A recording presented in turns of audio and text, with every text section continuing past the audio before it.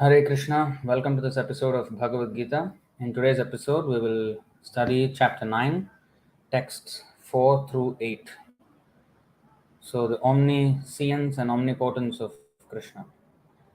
Om Namo Bhagavate Vasudevaya, Om Namo Bhagavate Vasudevaya, Om Namo Bhagavate Vasudevaya, Om Ajnanatimidandhasya Jnananjana Shalakaya Chakshurunmilitam Yena Tasmai Shri Gurave Namaha Shri Chaitanya Manobhishtam Sthapitam Yena Bhutale Swayam Rupah Kadamahyam Dadati Swapadantikam Vandeham Shri Guru Shri Utapadakamalam Shri Gurun Vaishnavamscha Shri Rupam Sagrajatam Sahagana Raghunathanvitam Tam Sajivam Sadvaitam Savadhutam Parijana Sahitam Krishna Chaitanya Devam Shri Radha Krishna Padan Sahagana Lalita Shri Vishakhanvitamscha He Krishna Karuna Sindho Dina Bandho Jagatpate Gopesha Gopika Kanta Radha Kanta Namostute Tapta Kanchana Gaurangi Radhe Vrindavaneshwari Vrishabhanu Sute Devi Pranamami Hari Priye Vancha Kalpatarubhyascha Kripa Sindhubhya Eva Cha Patitanam Pavanebhyo Vaishnavebhyo Namo Namaha Nama Om Vishnupadaya Krishna Presthaya Bhutale Shrimate Bhaktivedanta Swaminiti Namine Namaste Saraswati Deve Gauravani Pracharine Nirvishesha Sunyavadi Paschatya Deshatarine Jaya Shri Krishna Chaitanya Prabhu Nityananda Shri Advaita Gadadhara Shri Vasadi Gaura Bhakta Vrinda Hare Krishna Krishna Krishna Hare Hare Hare Rama Rama Rama Hare Hare.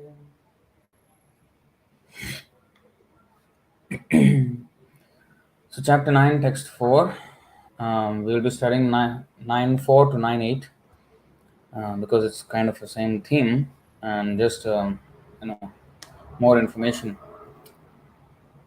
So 9.4 mayā tatam idaṁ sarvaṁ jagad avyakta-mūrtinā mat-sthāni sarva-bhūtāni na cāhaṁ teṣv avasthitaḥ. By me, in my translation and purport by His Divine Grace A.C. Bhaktivedanta Swami Srila Prabhupada Ki Jai. Okay, word to word. Maya, by me, tatam, pervaded, idaṁ, this, sarvaṁ, all, jagad, cosmic manifestation, avyakta-mūrtinā, by the unmanifested form, mat-sthāni, in me, sarva-bhūtāni, all living entities, na, not, cha, also, aham, I, teṣv, in them, avasthitaḥ, situated. Translation and purport by His Divine Grace A.C. Bhaktivedanta Swami Srila Prabhupada. Translation: by me in my unmanifested form, this entire universe is pervaded. All beings are in me, but I am not in them. Purport: the Supreme Personality of Godhead is not perceivable through the gross material senses. It is said, Atah Sri Krishna Namadib Nabhaved Grahyam Indriyaihi Sevam Mukhehi Jihvadau Swayameva Spuratyadaha. Bhaktirasamrita Sindhu 1-2-234. Lord Sri Krishna's name, fame, pastimes, etc. cannot be understood by material senses. Only to one who is engaged in pure devotional service under proper guidance is he revealed. In the Brahma Samhita 5.38, it is stated, Premanjana Churita Bhakti Vilochanena Santa Sadaiva Hridayeshu Vilokayanti. One can see the Supreme Personality of Godhead Govinda always within himself and outside himself if one has developed a transcendental loving attitude towards him. Thus, for people in general, he is not visible. Here it is said that although he is all-pervading, everywhere present, he is not conceivable by material senses. This is indicated here by the word avyakta-mūrtinā. But actually, although we cannot see him, everything is resting in him. As we have discussed in the 7th chapter, the entire material cosmic manifestation is only a combination of his two different energies, the superior spiritual energy and the inferior material energy. Just as the sunshine is spread all over the universe, the energy of the Lord is spread all over the creation and everything is resting in that energy. Yet one should not conclude that because he is spread all over, he has lost his personal existence. To refute such an argument, the Lord says, I am everywhere and everything is in me, but I am still aloof. But still I am aloof. For example, a king heads a government which is but the manifestation of the king's energy. The different governmental departments are nothing but the energies of the king, and each department is resting on the king's power. But still, one cannot expect the king to be present in every department personally. That is a crude example. Similarly, all the manifestations that we see and everything that exists, both in this material world and in the spiritual world, are resting on the energy of the Supreme Personality of Godhead. The creation takes place by the diffusion of his different energies, and as stated in Bhagavad-gītā, Vishtabhyaham idam Kṛṣṇam, he is everywhere present by his personal representation, the diffusion of his different energies. So let's go to 9.5. न च mat-sthāni bhūtāni pashyame yogameshwaram bhūtabhrinna cha bhūtastho mamatma bhūtabhavanah. Na, never, cha, also, mat-sthāni, situated in me, bhūtāni, all creation, pashya, just see, me, my, yogameshwaram, inconceivable mystic power, bhūtabhrit, the maintainer of all living entities, na, never, cha, also, bhūtasthah, in the cosmic manifestation, mama, my, atma, self, bhūtabhavanaha, the source of all manifestations. Translation and purport by His Divine Grace A.C. Bhaktivedanta Swami, Srila Prabhupada ki jai. Translation: and yet everything that is created does not rest in me. Behold my mystic opulence. Although I am the maintainer of all living entities, and although I am everywhere, I am not a part of this cosmic manifestation, for myself is the very source of creation. Purport: the Lord says that everything is resting on Him, mat-sthāni sarva-bhūtāni. This should not be misunderstood. The Lord is not directly concerned with the maintenance and sustenance of this material manifestation. Sometimes we see a picture of Atlas holding the globe on his shoulders. He seems to be very tired holding this great earthly planet. Such an image should not be entertained in connection with Krishna's upholding this created universe. He says that although everything is resting on him, he is aloof. The planetary systems are floating in space, and the space is created. The space is the energy of the Supreme Lord. But he is different from space. He is differently situated. Therefore, the Lord says, although they are situated on my inconceivable energy, as the Supreme Personality of Godhead, I am aloof from them. This is the inconceivable opulence of the Lord. In the Nirukti Vedic dictionary, it is said, Yujyate nena durghateshu karyeshu. The Supreme Lord is performing inconceivably wonderful pastimes, displaying his energy. His person is full of different potent energies, and his determination is itself actual fact. In this way, the personality of Godhead is to be understood. You see, okay, I don't want to stop. I just want to read everything first and then go on a thing. Okay, let's just continue. In this way, the personality of Godhead is to be understood. We may think of doing something, but there are so many impediments, and sometimes it is not possible to do as we like. But when Krishna wants to do something, simply by his willing, everything is performed so perfectly that one cannot imagine how it is being done. The Lord explains this fact. Although he is the maintainer and sustainer of the entire material manifestation, he does not touch this material manifestation.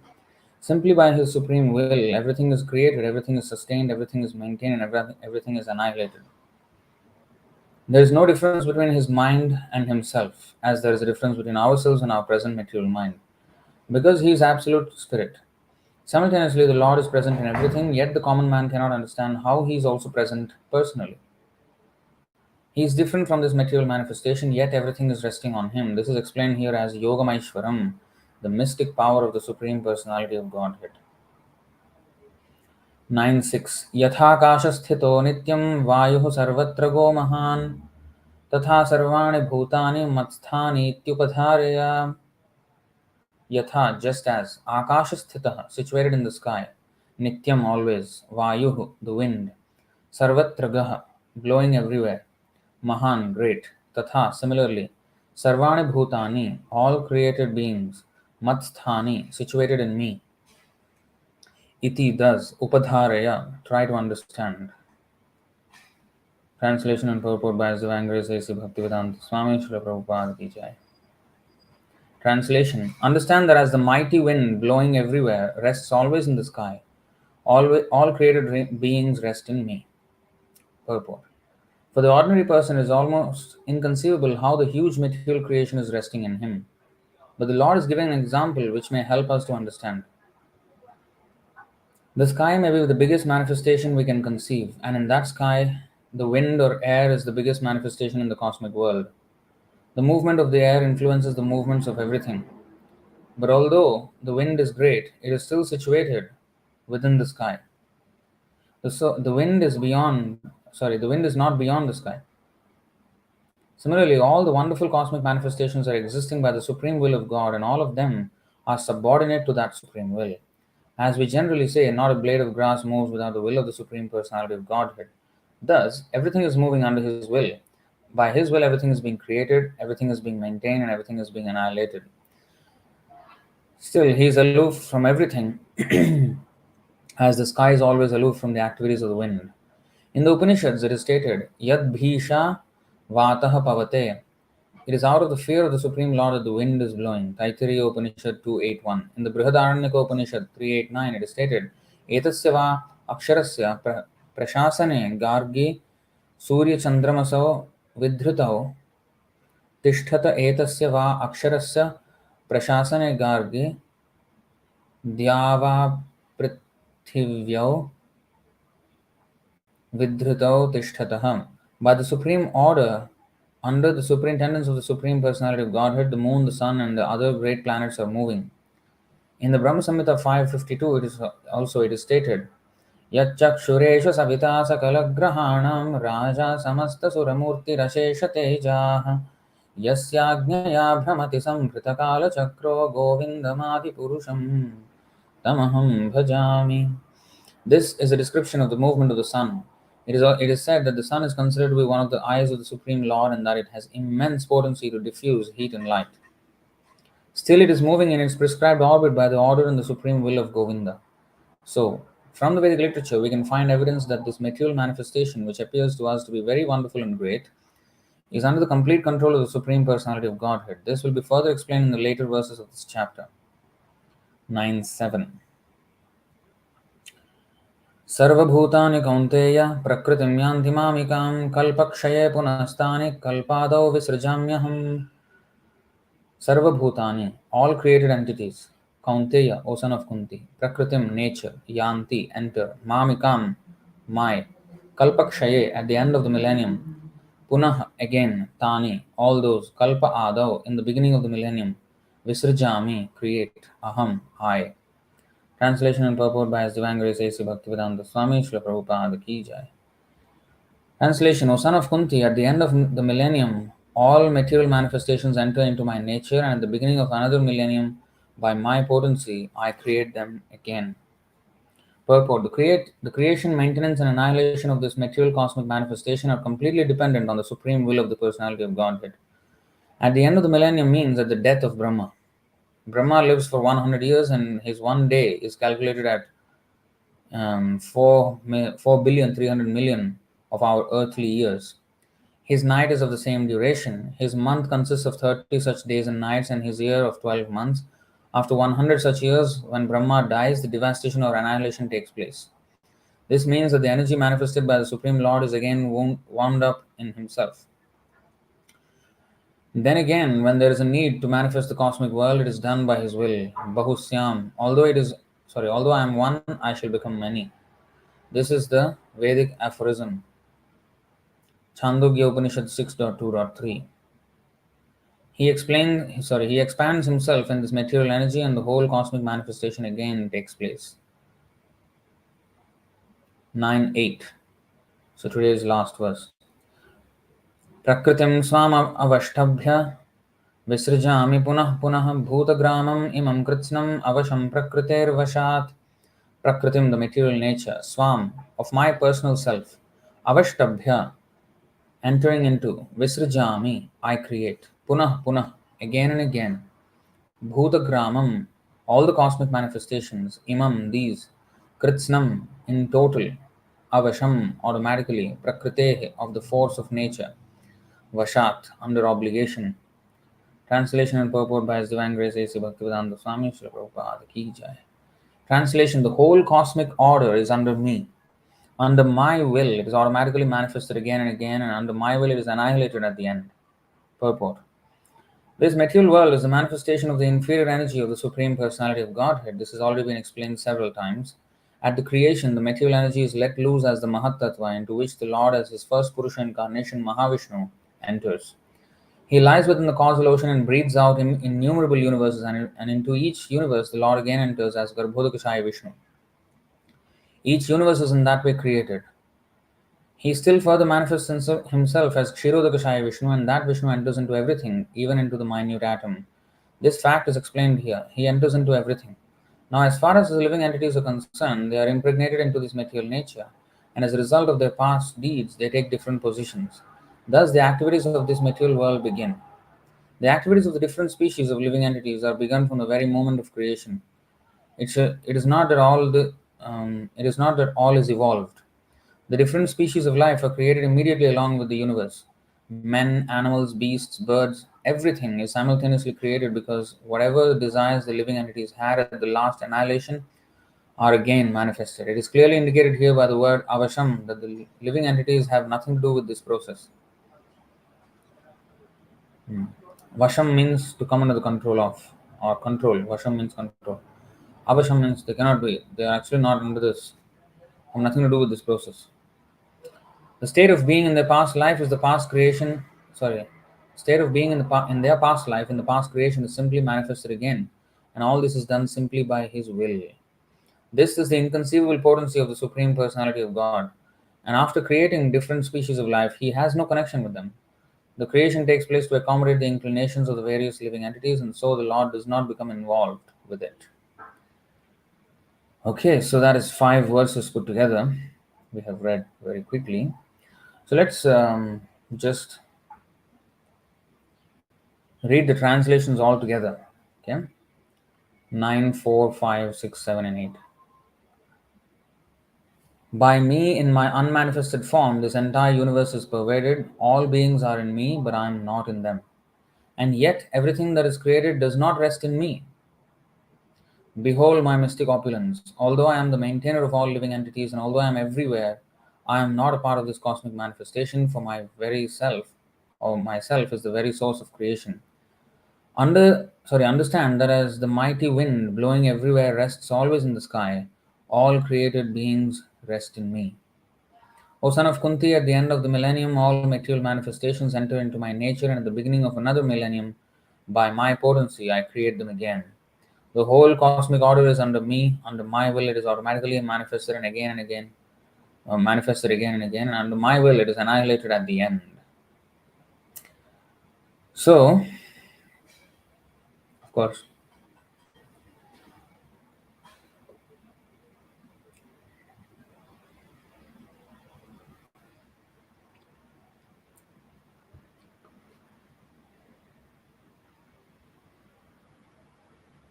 so now these are very important verses. The Achintya Bheda Bheda Tattva is very nicely presented in these verses here. Now, this entire universe is pervaded by Him. So, if we go here, this verse, mayā tatam idaṁ sarvaṁ jagad avyakta-mūrtinā mat-sthāni sarva-bhūtāni cāhaṁ teṣv avasthitaḥ. Now, just compare this. Here, the word is used jagad, right? This cosmic manifestation. And mayā tatam idaṁ sarvaṁ. Now, compare this with 2:17.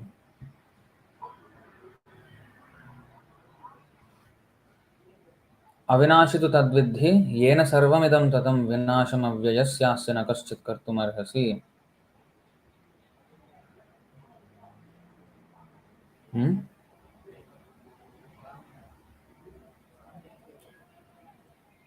So here it is in the context of the body and the soul. So here, yena sarvam idam tatam. Here,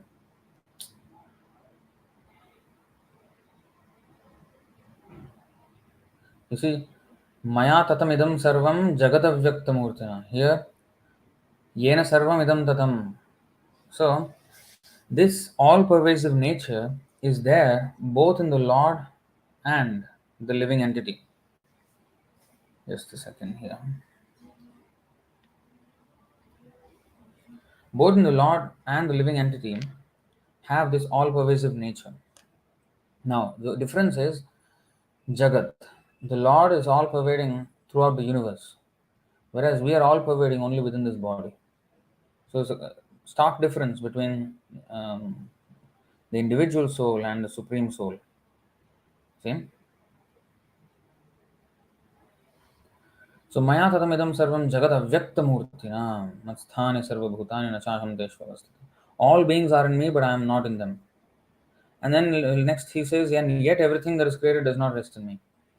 Behold my mystic opulence.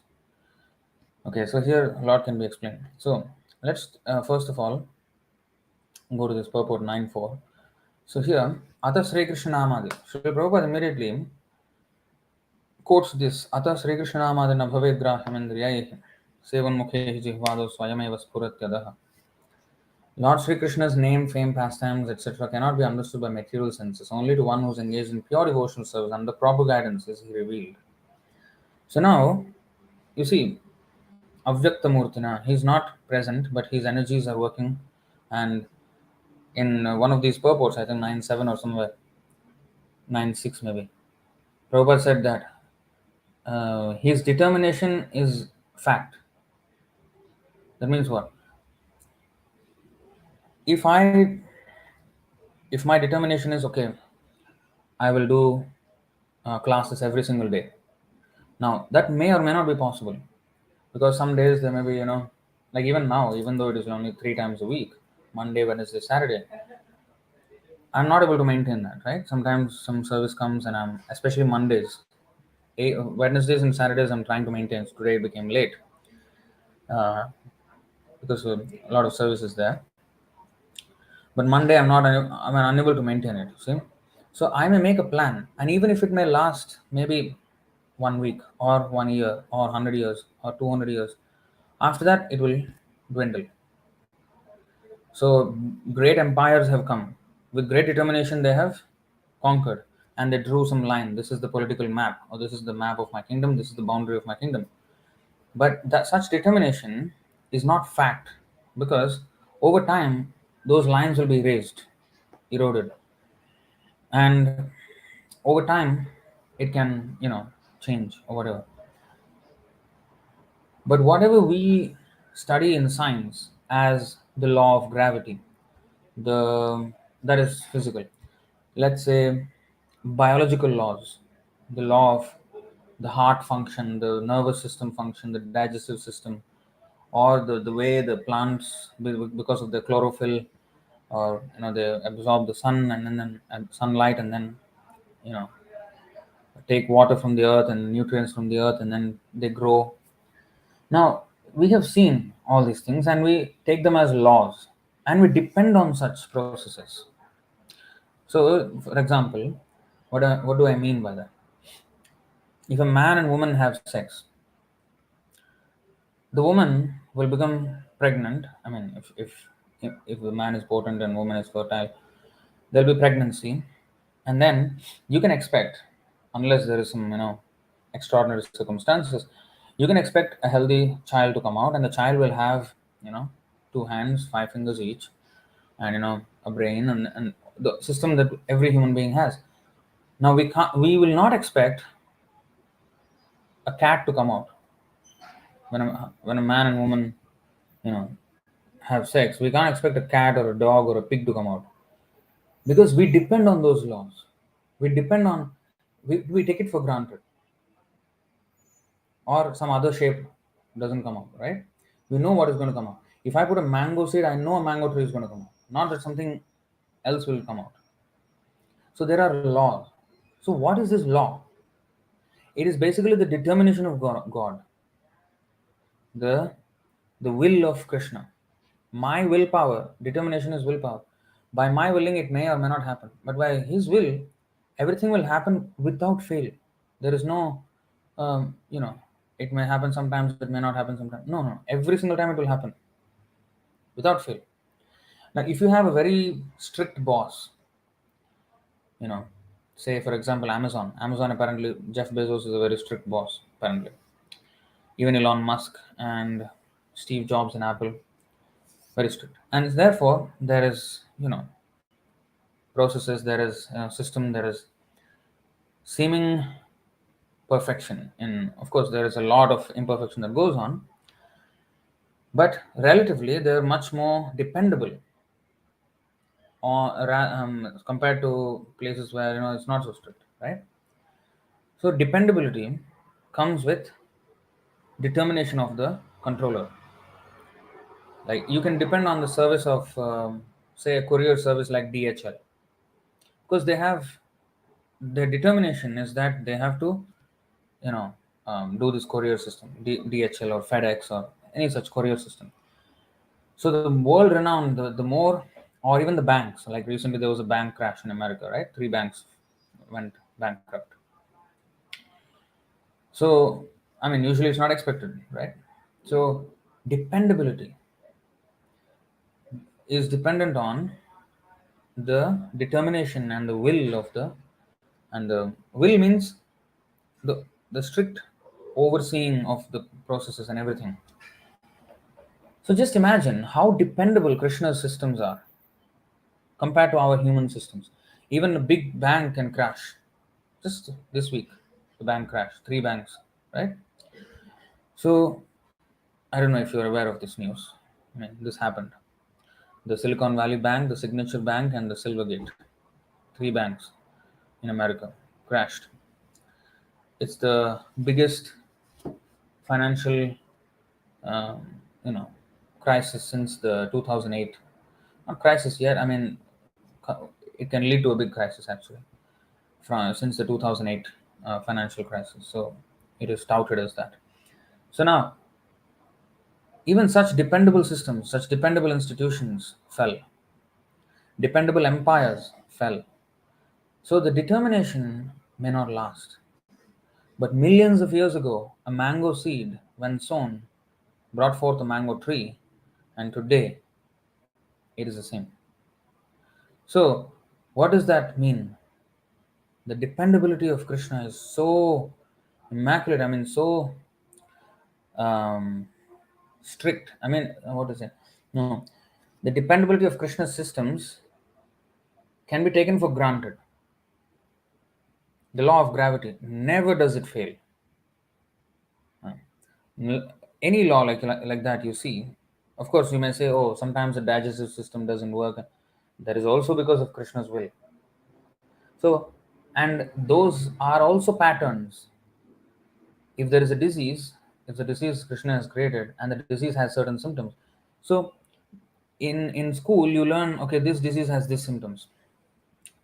So once you know that, in every person that you may see, millions of persons can come to you with that symptom and you can say this is the disease. So that is also a law, a disease, which is a seeming disorder from the natural order. That order, that is also an order. And the Lord has created in such a way, and then if we find out, and then we can understand that this is the same pattern we are seeing. So everything is in order. And therefore, we have to understand that this law is the determination of Krishna. Prabhupada said, the grass doesn't have much nutrients. But when the cow eats the grass, it gives milk which is full of nutrition. So if the input has no nutrition, output has so much nutrition, how come that is possible?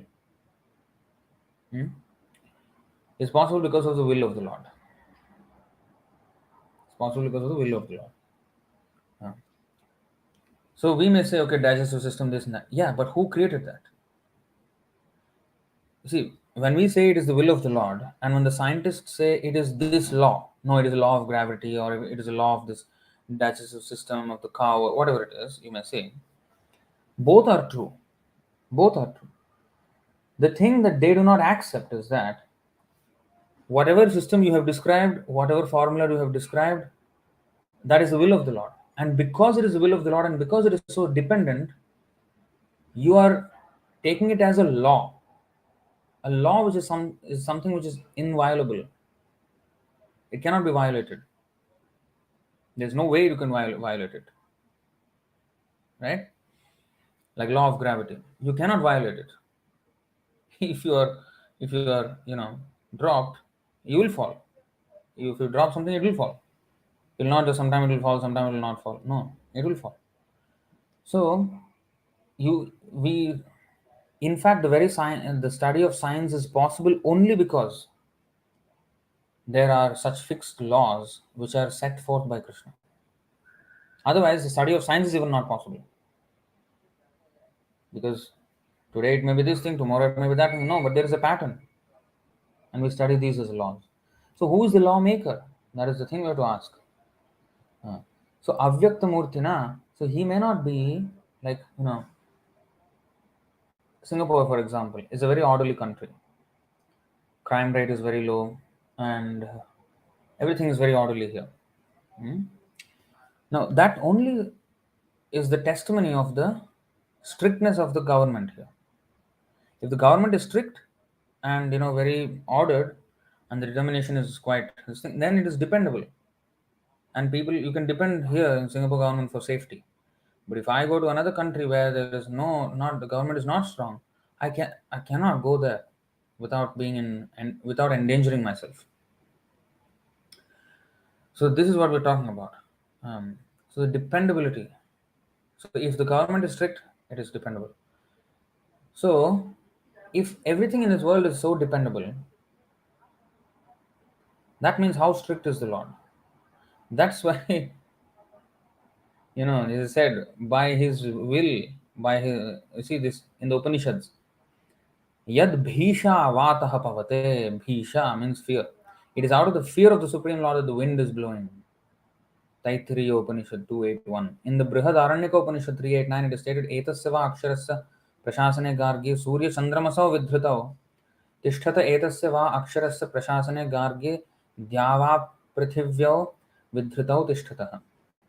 By the supreme order, under the supreme guidance of the Supreme Lord, the moon, sun, and other great planets are moving. I mean, these are huge, huge entities, and they're moving by the order of the Supreme Lord. And that is exactly what is stated here in Srimad Bhagavatam 3:25, 41, I think.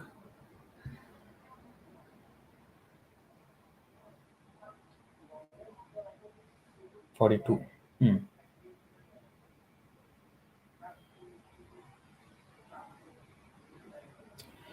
Madbhayad vātivātoyam suryastapati madbhayat varshatindro dahatyagnir mrityuscharati madbhayat." It is because of my supremacy that the wind blows out of fear of me. The sun shines out of fear of me, and the Lord of the clouds, Indra, sends forth showers out of fear of me. Fire burns out of fear of me, and death goes about taking its toll out of fear of me. See the Lord's absolute control over everything. And devotees take shelter of such Lord. 1:114.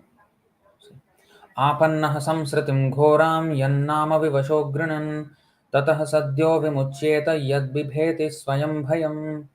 Living beings who are entangled in the complicated meshes of birth and death can be freed immediately by even unconsciously chanting the holy name of Kṛṣṇa, which is feared by fear personified. So the lion, every animal is, fearful of the lion in the forest. But the lion cub takes shelter of such lion, and therefore nobody dares to come near the lion cub. The lion cub is not very fearful. Every animal can kill the lion cub. But they don't dare approach the lion cub because the mother lioness is there, the male lion is there. They don't dare.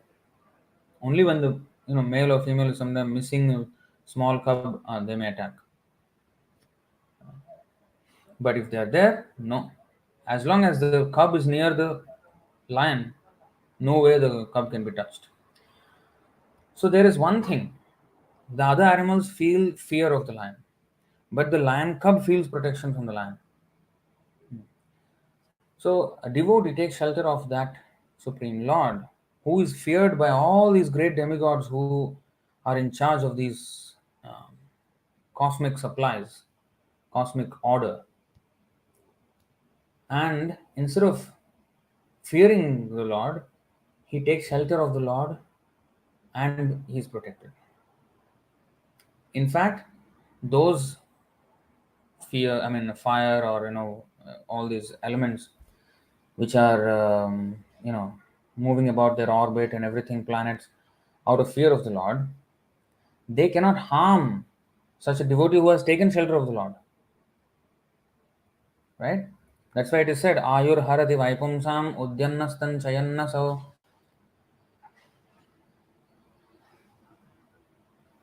Tasyarte yat kshanonita uttama shloka vartaya. Both by rising and by setting, the sun decreases the duration of life of everyone except one who utilizes the time by discussing topics of the all good personality of Godhead. See? So, the sun is inducing fear in us because our lifetime is being robbed every single second. Just a second. Our lifetime is being robbed every single second, and sun is, by rising and by setting, our one by one our days are being diminished in this world. That's fearful, right? But the sun can do nothing to the devotee because he is living in his eternal life even in this world. He is not, what is that? Um, affected by this movement of time. So this is an example, and another example is 6:3:27.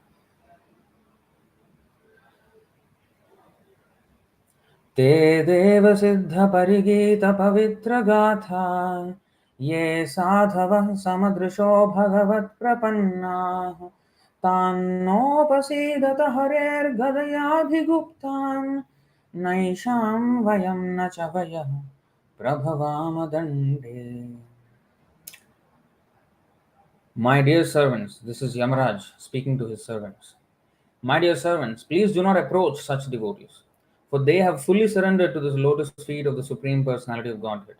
They are equal to everyone, and their narrations are sung by the demigods and the inhabitants of Siddhaloka. Please do not even go near them. They are always protected by the club of the Supreme Personality of Godhead, Gadayabhiguptan. And therefore, Lord Brahma and I and even the time factor are not competent to chastise them. You see? So, for example, I'll give you another example. Because of the prime minister or because of the king of the planet, there are a lot of rules in the kingdom, right? Or in the country. Now, if you follow that rule, you will have to basically, everybody has to follow such rules normally. But if you have a special connection to the king or the prime minister, he can make a special arrangement for you where you do not have to follow such rule. Or you will have a special pass, a special arrangement. So similarly, the law of karma, for example, Yamaraj is, he is in charge of this, and he punishes everybody according to the karma. But Krishna says, "Sarva-dharman parityajya mamekam sharanam vraja. Aham tvam sarva-papebhyo mokshayishyami masucha." Masucha, don't worry. You surrender to me alone, exclusively, without any recourse. I will rid you of all sinful reactions. Do not fear. I will rid you of all sinful reactions. Now, no, maybe Yamaraj will. No, no, no. Krishna is just not even taking permission of Yamaraj, not taking any. No, he doesn't need to take anybody's permission. If he says, Yamaraj is saying, I cannot, don't go near the devotees. They are protected by the Lord. Don't even go near them. So you see, and therefore the karma, they have an escape route. So everybody in this material world has to follow the cycle of karma, right? So if I have done so much sins, I have to go through the reactions. But just like I gave you the example, a king, he has a rule in the kingdom, and then everybody has to follow those rules. But then if you have directly some connection with the king, and then you can get a special arrangement. So similarly, if you surrender to the Lord, we'll get special arrangement. We'll be sent back to Vaikuntha. We don't, even though we have sinned before, he will excuse us all of all. That was the very perplexity that the Yamadutas had when they were conversing with Vishnudutas at the bedside of Ajamil, on the side of the deathbed of Ajamil. He was going to die, Ajamil. I mean, whole life he was sinful. But he chanted Narayana once, just before death. And Vishnudutas immediately came. Before Yamadutas arrived there, Vishnudutas arrived there. And then Yamadutas came and to take away the soul, Vishnudutas stopped. You cannot. You cannot. Why? The logical consequence of all the sinful activities that he has done is that he has to suffer, and we have come here to take him to Yamaraj for suffering. Who are you? You look so magnificent, and we have never seen such personalities. And because of the power, we are unable to take this man to hell. Why? Then Vishnudutas explained. They had this whole conversation, and then Yamadutas were perplexed. Then came back to Yamaraj and asking questions. What is this? We have seen somebody who's. We thought you were the supreme, and then you were giving all these orders, and everybody, without fail, they have to come to you after their sinful action. But this man, he was, we could not take him. Then Yamaraj explains all these things. So that is a special prerogative for the devotee. So otherwise, everything is going on as per the plan of the Lord. Everything is happening only by the plan of the Lord. That does not mean, however, that we, when we become devotees, we demand the Lord, Krishna, now I'm your devotee, do a special arrangement for me. I want to live comfortably in this world and go back to you peacefully without any disturbance from anywhere. No, no, no. Krishna will test. He will give all kinds of turbulence. He will give. And if we are strong, then we will be able to pass through all these. See, it is said in the second chapter, Nainam chindanti shastrani, Nainam dahati pavakaha, Nachainam kledayanti na shoshayati marutaha, Achedyoyam adahyoyam akledyo shoshayavacha, Nitya sarvagata-sthānur achaloyam sanatanaha. So, these things are mentioned in the 223, 224. That means no weapon can cut, no sword can cut the soul, no water cannot moisten the soul, wind cannot wither the soul. So there is actually no material condition that can actually move the soul. The soul is beyond the control of these material elements. Similarly, material situations cannot hamper our spiritual activity of the soul. If they hamper, that means I am absorbed in that. If in my constitutional position, none of these material situations, however great, however difficult they may be, they cannot stop the progress of a devotee. That's why it is called apratihata, avyavahita. These two words are used in describing devotional service. What is avyavahita or apratihata? That means there is nothing that can stop the progress of one's devotion. If there is a situation that is able to stop our devotional service, it is only our absorption in these material qualities. That's all. If we really want, then there is nothing that can stop. Just like the living entity cannot be moistened by water, but this body can be moistened by water. So, at more subtle level, our devotional service cannot be altered or affected by any material circumstance. Then you may ask, why then there are 4 varnas and ashramas? Varnashram system is all about spiritualizing our material life, right? According to my qualities, I am placed into these divisions of society so that I can use whatever qualities I have in Krishna's service. So that means it looks like my service to Krishna is dependent on my qualities. According to my qualities, I can render such and such service. and I can have such and such mentality. I can have such and such interests or talents or whatever. Yes, so that is the progressive, you know, spiritualization or rather cleansing process where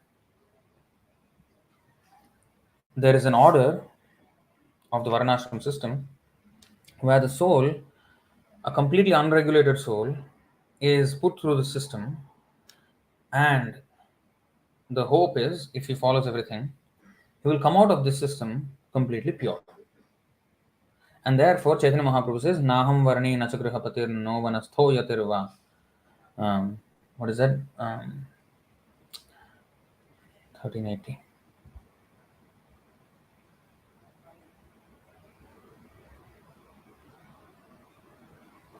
Naham vipro na chanarapatir napi vaishyo na shudro. Naham varni nachagrihapatir no vanastho yatirva. Kintu prodyannikhila paramananda purnamritabdhe. Gopi bhartuh padakamalayur dāsa dāsanudāsaham. So this is the other end of the varnashram.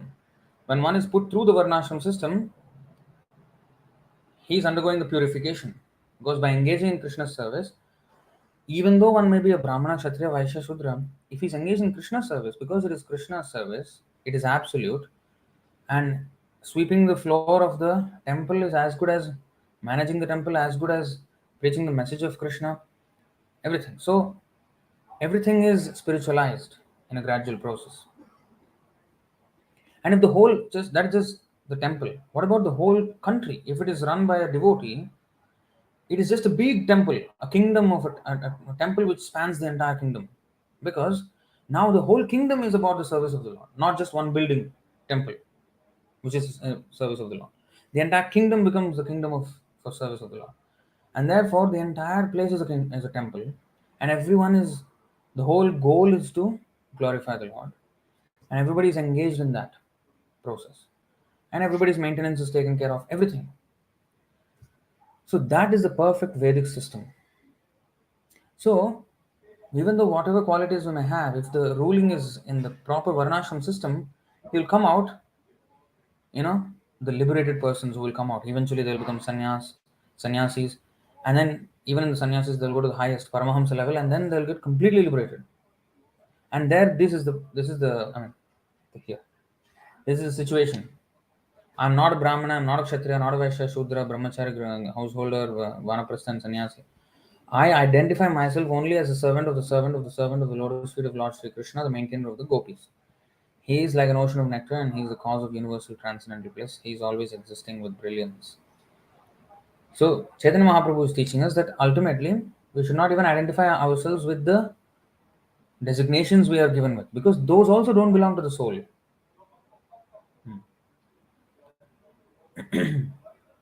That's why in the 9th chapter of Bhagavad-gītā, 32nd verse,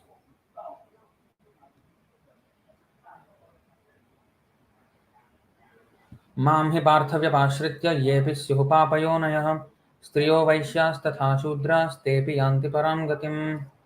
O son of Pritha, those who take shelter in me, though they be of lower birth, women, Vaishyas, merchants, and Shudras, workers, can attain the supreme destination. So you see, even though they may be having lower qualities of passion and ignorance, but they can still achieve the full benefit of going back to Krishna. So this is possible when we take shelter of Krishna. So coming back to today's verse again, 9:4.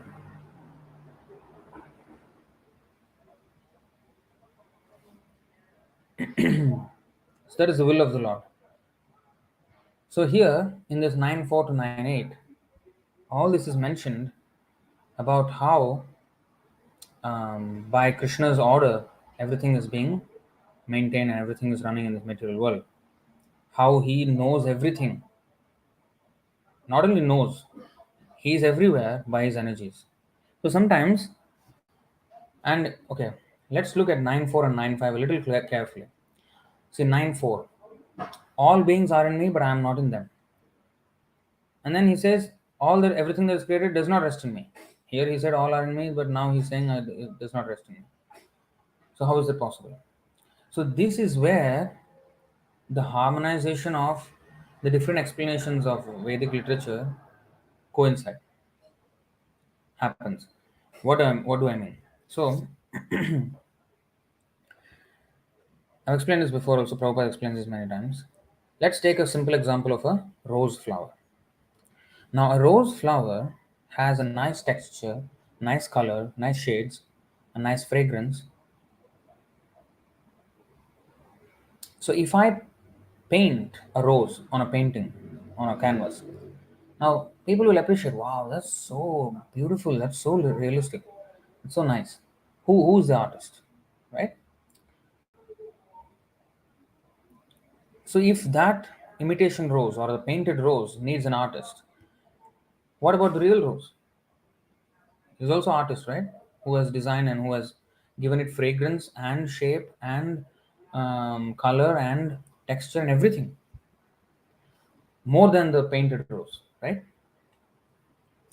Now, although this is the artistic sense of the Lord does not come and actually paint every single rose. He paints and yet not paints. How is that possible? So his energy is paint. So therefore, sometimes it is said, oh, Brahma is in charge of creation, Vishnu is in charge of maintenance, Shiva is in charge of destruction. But then we have this verse.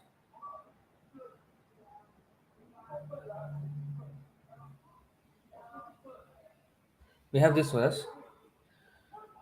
सृष्टि स्थिति प्रलय साधन शक्ति रेखा छायेव यस्य भुवनानि बिभर्ति दुर्गा इच्छानुरूपमपि यस्य च चेष्टते सा गोविन्दमादिपुरुषं तमहं भजामि. The external potency Maya, who is of the nature of the shadow of the Chit potency, is worshipped by all people as Durga, the creating, preserving, and destroying agency of this mundane world. I adore the primeval Lord Govinda, in accordance with whose will Durga conducts herself. Many people, demigod worshippers, Shaktas, they have this idea that Shakti, she is the Adipara Shakti, she is the supreme, and under her, from her come Brahma, Vishnu, Maheshwar, and they in charge of the three gunas and creation, maintenance, and dissolution of the universe. But actually, it's the other way around. So, is Vishnu in charge of maintenance or Durga? Is Brahma in charge of creation or Durga? Or is Shiva in charge of destruction or Durga? Both. How come both? Because the energetic employs his energy to do the work. So Durga is the energy of the Supreme Lord, and she undertakes all this. So under her supervision, all this painting of the rose or creation of the hills and everything is going on. So the Lord's will is definitely there, and then it is executed through the energy called Durga. So is Durga maintaining this world? Yes. Is Vishnu maintaining this world? Yes.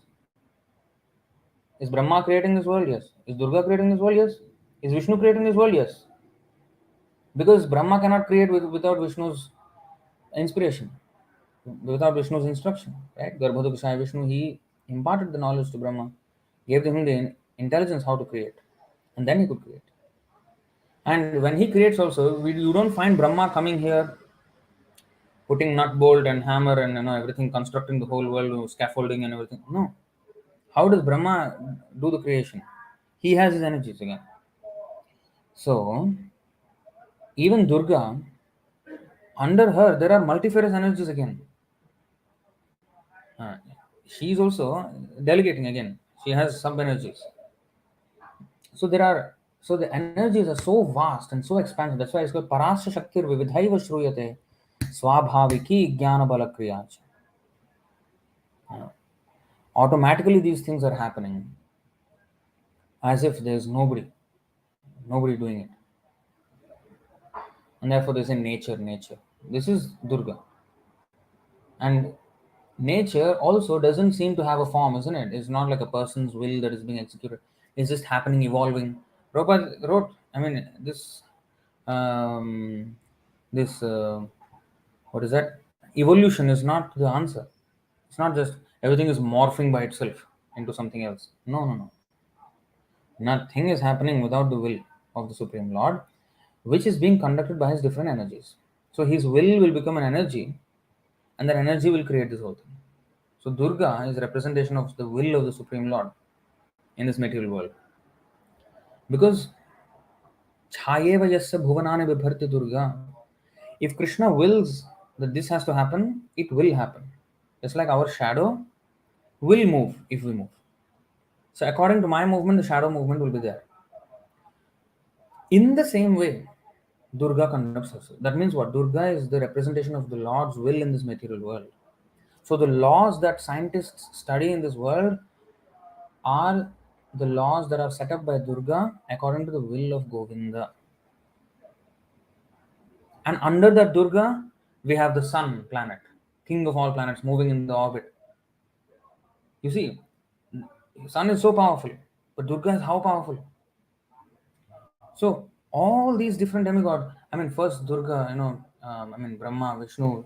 Of course, Vishnu is the supreme Lord, and Shiva, and then Durga. They all are doing this. Under them, there are sub demigods. You see, Indra in charge of rainfall, Surya in charge of the sunlight. So, like this, everybody is working on borrowed energy from the Supreme Lord.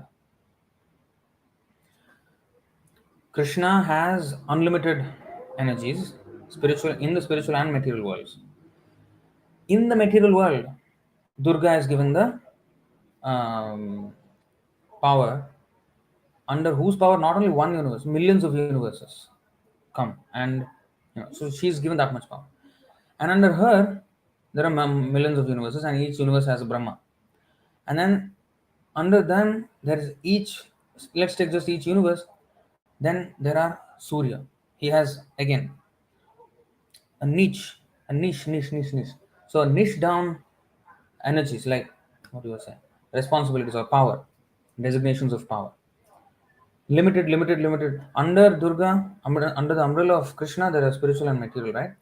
And then if you take just the material, then there is Durga, who is the overarching principle, and under her there are so many subdivisions maintained by different demigods, and those subdivisions, for example, um, the wind god, right?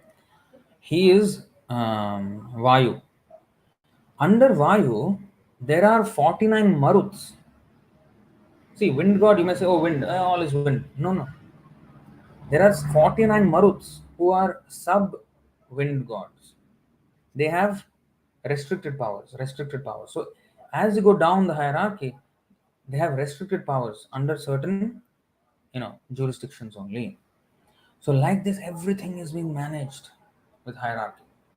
It's not that the Lord requires such elaborate hierarchy to manage all this. He alone, by His will, He can do it.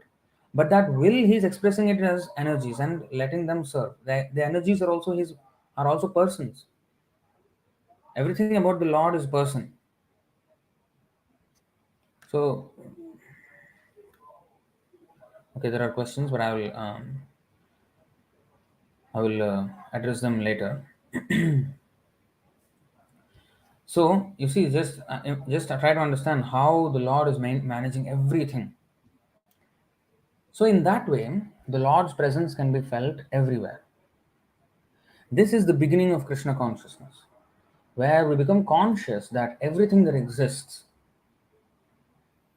is the will of the Supreme Lord. And everywhere we see the hand of the Supreme Lord. And hand means not that his hand is coming from the sky. No, you're seeing his hand coming like that. No, his hand means his limbs, who are the demigods, and under them the sub-demigods. Under the sub-demigods, the processes that happen under their jurisdiction, under their power. So we are seeing only those processes at the surface level, and we are not understanding the entire arrangement all the way to the Supreme Lord. Like 49 Maruts, for example. Yeah, it's like a flow chart. Yeah, Kunwar is saying, like a flow chart. Yeah. And therefore, When we say Krishna, is doing everything, yes, he's doing everything through these energies. So sometimes when the demigods say, demigod worshippers, they say, oh, actually Durga is doing everything. It's not against that idea. It's not contradictory because Krishna is employing all these energies to do. Uh, and these 49 maruts, for example, rope. The planets are also conducted according to the movements of wind. Sometimes they say, oh, in the space there is no air, how can there be wind? But then the scientists themselves have a concept called solar winds. You know. So, in fact, they want to. This is a technology that they're trying. Now, I don't have any faith in this, modern science because they have such a skewed perspective of everything. But they are trying. You know what they're trying? Trying to create these nano spacecrafts to send them to vast distances in the space. And how are they going to propel that? Through laser. They have called solar sails. Just like when there is a wind, there is a sailboat. The wind pushes the sail and the boat moves with it, right? So like that, they want to push the thing with the laser light, and then that will push. Now, whatever that means, whatever they're trying to do, and they want to, because laser is the speed of light, so they want to move it at the speed of light. Anyway, whatever it is. So they have this concept of solar winds or whatever. So there is actually wind. Now, the scientists may not understand all this, but the winds are there. And in fact, the rope of wind, I'll show you something, an explanation. Although I'm not an expert astronomer or whatever, but these descriptions are given.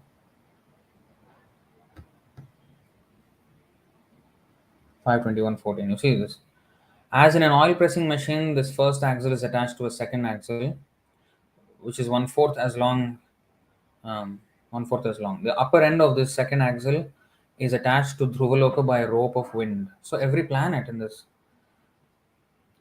universe is attached to Dhruvaloka by a rope of wind. What is a rope of wind? How can there be a rope of wind? So we cannot understand these things, right? But I mentioned this before, that even scientifically, if you go to the Arctic Circle, there is a phenomenon called polar vortex. And polar vortex is like a tornado at the Arctic Circle, and it goes right into the atmosphere. Maybe that's the rope of wind.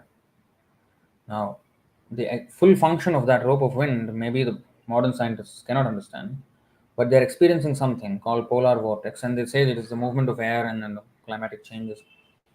Fine, but they're not finding a higher. Where does it connect to in the higher realms? They are not able to find. They're able to find things at our level, but not beyond that. The subtle aspects of it, the full connection with the universe. What is the, like how it is all connected all the way to the top to Krishna. So they don't see such connections. They may see some phenomena which are happening here because of all this control, hierarchy of control. But they can't map it back to Krishna. That is where Krishna consciousness comes in. And of course, Krishna is saying, I'm the taste of water. But this verse, today's verse, 9495, I'm everything is in me, but I'm not in them. Then how can the taste of water be Krishna? Because Krishna is saying, I'm not there. Then he says, Rasoham apsukamte, I'm the taste of water. So this is to understand the direct connection with Krishna. Although there is a huge hierarchy, it is not that the Lord is very far away from here and then he doesn't know actually what is happening. No. He is completely aware of every single molecule in creation. That is the position of Supreme. This is different from, uh, an ordinary, say, corporation or a country. The Prime Minister is ruling the whole country. It doesn't mean that he knows what is happening in every single home. No, he doesn't know. He has his systems in place and hierarchy and everything. The thing that is different with Krishna is that although he's at the top of the hierarchy, He knows what is happening right at the bottom and anywhere in between. That is the Supreme Lord. That is the omniscience of the Lord. And he is not dependent on this hierarchy for this management. He's not. We are dependent on a hierarchy. In fact, the systems that we employ in order to manage a company or a country or whatever, we are only replicating the Lord's system. Even though we may not know what is the Lord's system in managing this whole universe, which is also another establishment, a universe is nothing but an establishment for a certain purpose, to rectify the conditioned souls. There is a whole mission. It's like every company has its own mission. Okay, we have to make these products. This is our market. This is our process, and this is our deliverables, and this is the team that we need. These are the different departments in that team, and each have sub teams and all that. So together we will bring about these products, these services, and uh, put them in the market. So they have an agenda, and every establishment has an agenda. The entire universe, the entire material world has an agenda, and the agenda is to rectify the conditioned souls. And this grand arrangement, we may get lost. This modern science is they're getting lost in trying to understand this establishment, and they're not actually taking it as an establishment. They're taking it as some, uncontrolled, some what is that, accident, which is just going on, and we are doing something within it.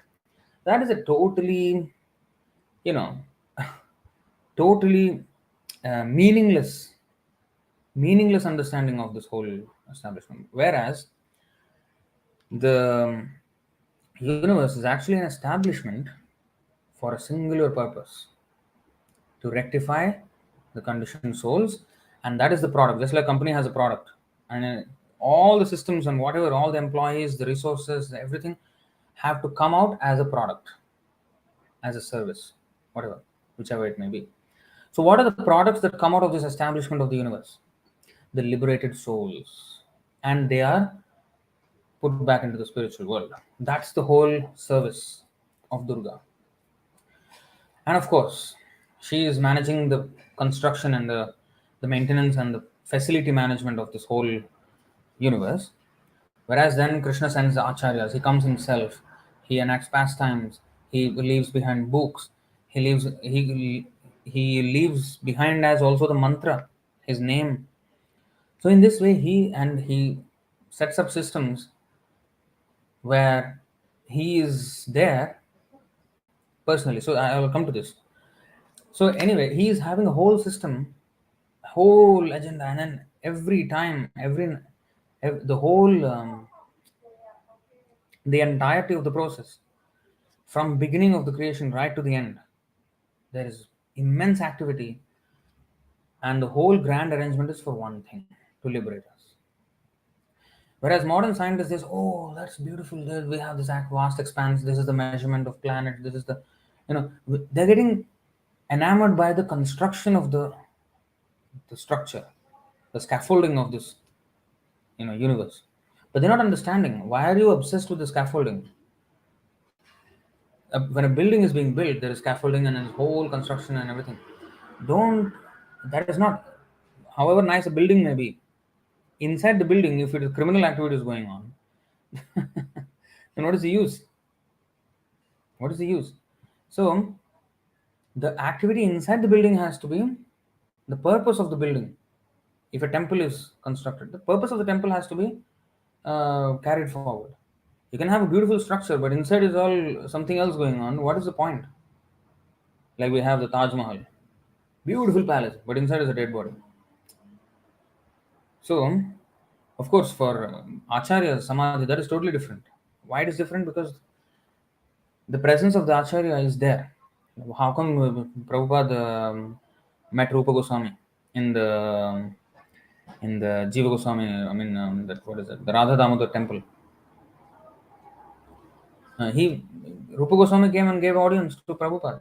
So the acharyas, they're not remaining as ghosts there, but they're in the spiritual world and they can manifest. And not only when there is samadhi, anywhere the acharya can manifest, where the where there is sincerity of purpose of the disciple.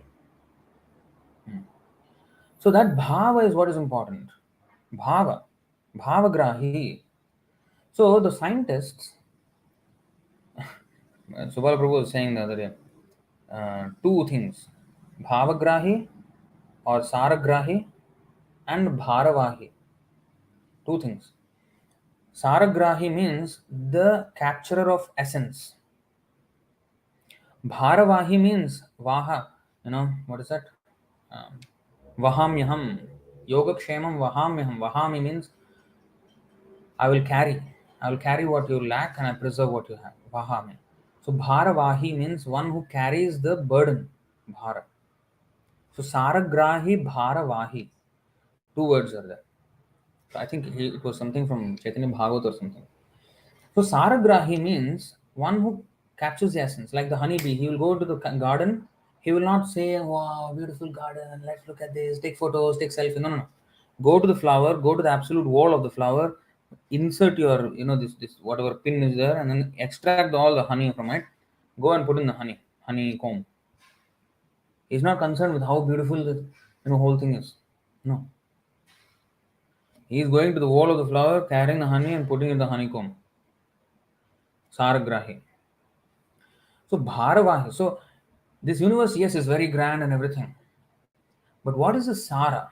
What is the purpose? What is the essence behind this creation? Why such a grand creation? Why? That the scientists won't ask. They don't know answer of why. They are Bharavahi. They carry the burden of trying to understand, how the construction is made and how to understand the laws and how to go to from here to there and there to here, this planet to that planet. This is what they are concerned with.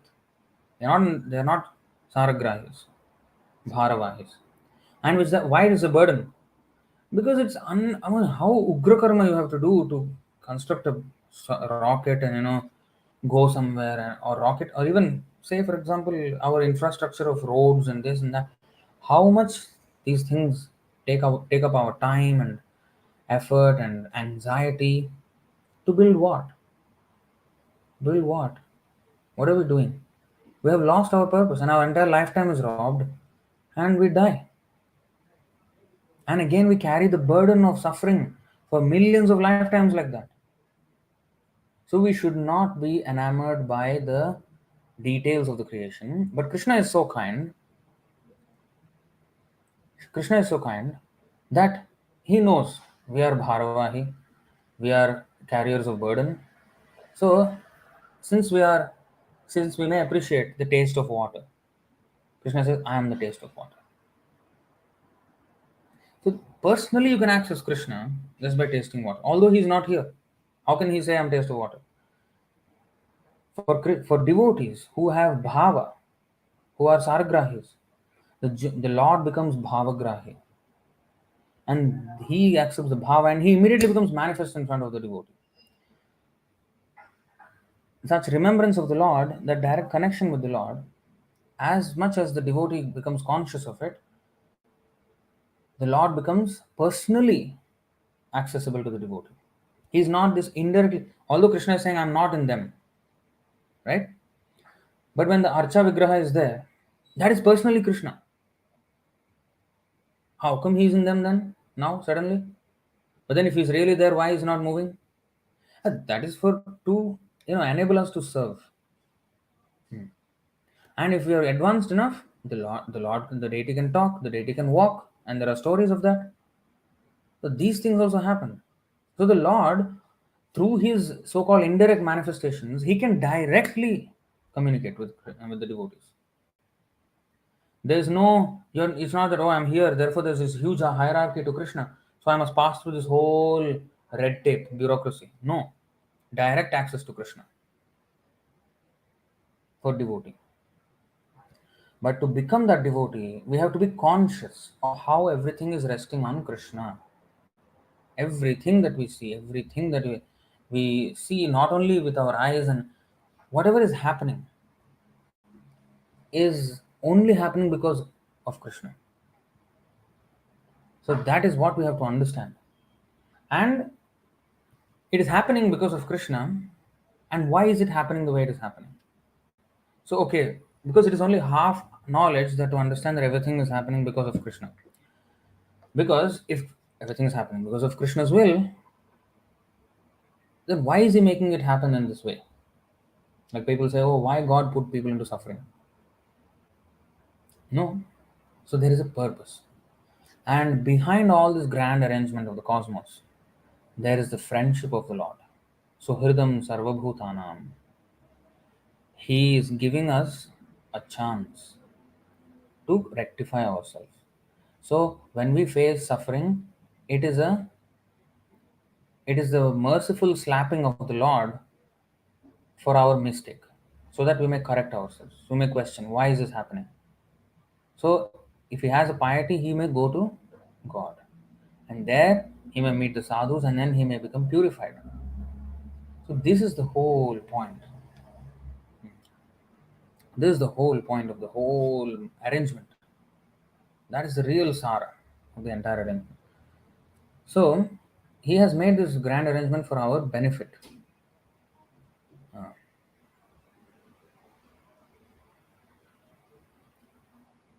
And this point that yet everything that is created does not rest in me. Prabhupada gave the example. The car is Ford, but Ford is not the car. So the name Ford is there all over the company of Ford, on the car, on the office, and the name of the Ford, the owner also is Ford.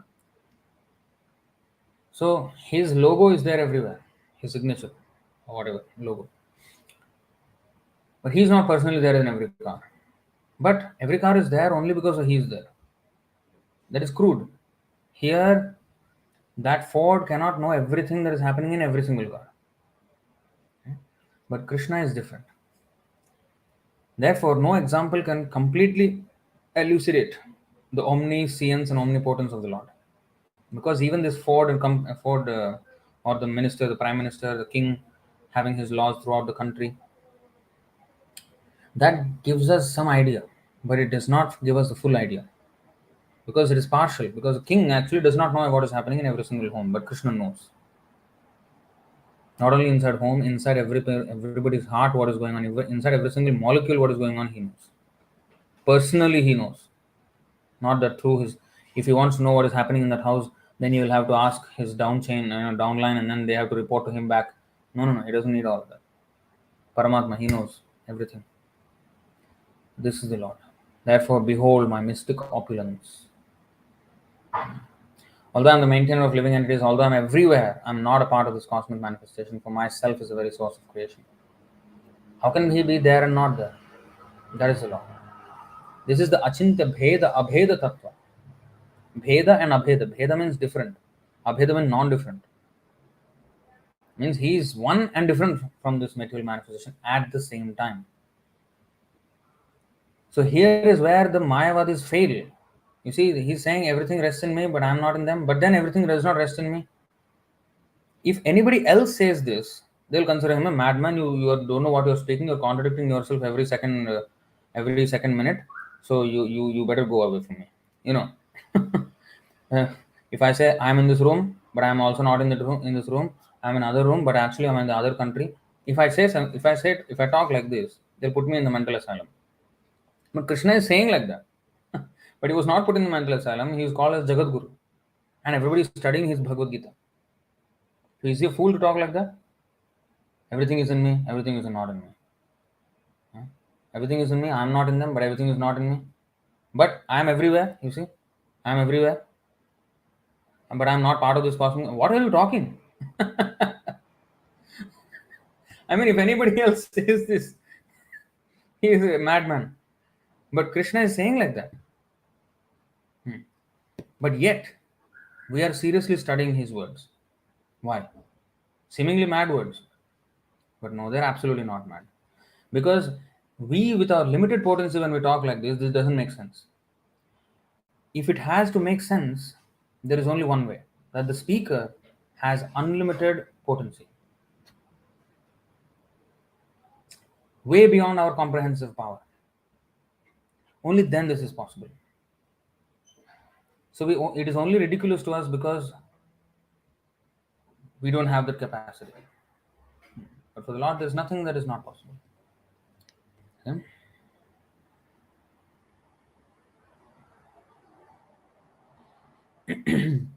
So,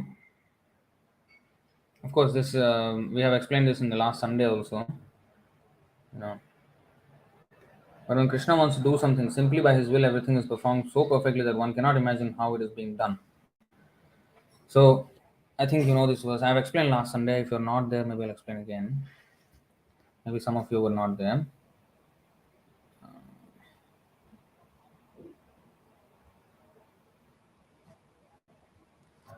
You see, तमीश्वराणां परमं महेश्वरं तं देवतानां परमं च दैवतं पतिं पतीनां परमं परस्ताद् विदामदेवं भुवनेशमीड्यम् न तस्य कार्यं करणं च विद्यते न तत्समश्चाभ्यधिकश्च दृश्यते परास्य शक्तिर्विविधैव श्रूयते स्वाभाविकी ज्ञानबलक्रिया च. So especially this thing, parasya shakti vividhaiva shruyate swabhaviki jnana balakriya च. Let's look at this one first, jnana balakriya. So I have explained last Sunday this also. Prabhupada also explained this many times. One second. Okay. So Prabhupada also explained this many times. What is that? For everything that we need to accomplish, of course, there has to be sanction of the Lord, but our effort also should be there, right? From our part, leaving aside the sanction of the Lord, from our part, what do we need? What are the resources do we need? It's not that if we have those resources, we will definitely, succeed. That is depends on the will of the Lord. But from our side, what are needed? Jnana, bala, and kriya. Jnana means to know how to do something. If I want to suppose build a table from wood, I need to know what to do. Not that, okay, let's make something. No, I need to know what is the best process. Okay, that may be a simple thing. Maybe it is a little bit more easier. Let's say I have to build a car. Car. I have to know. I have to know something at least. What is the locomotive principle? And all these things I have to know. How is something going to move?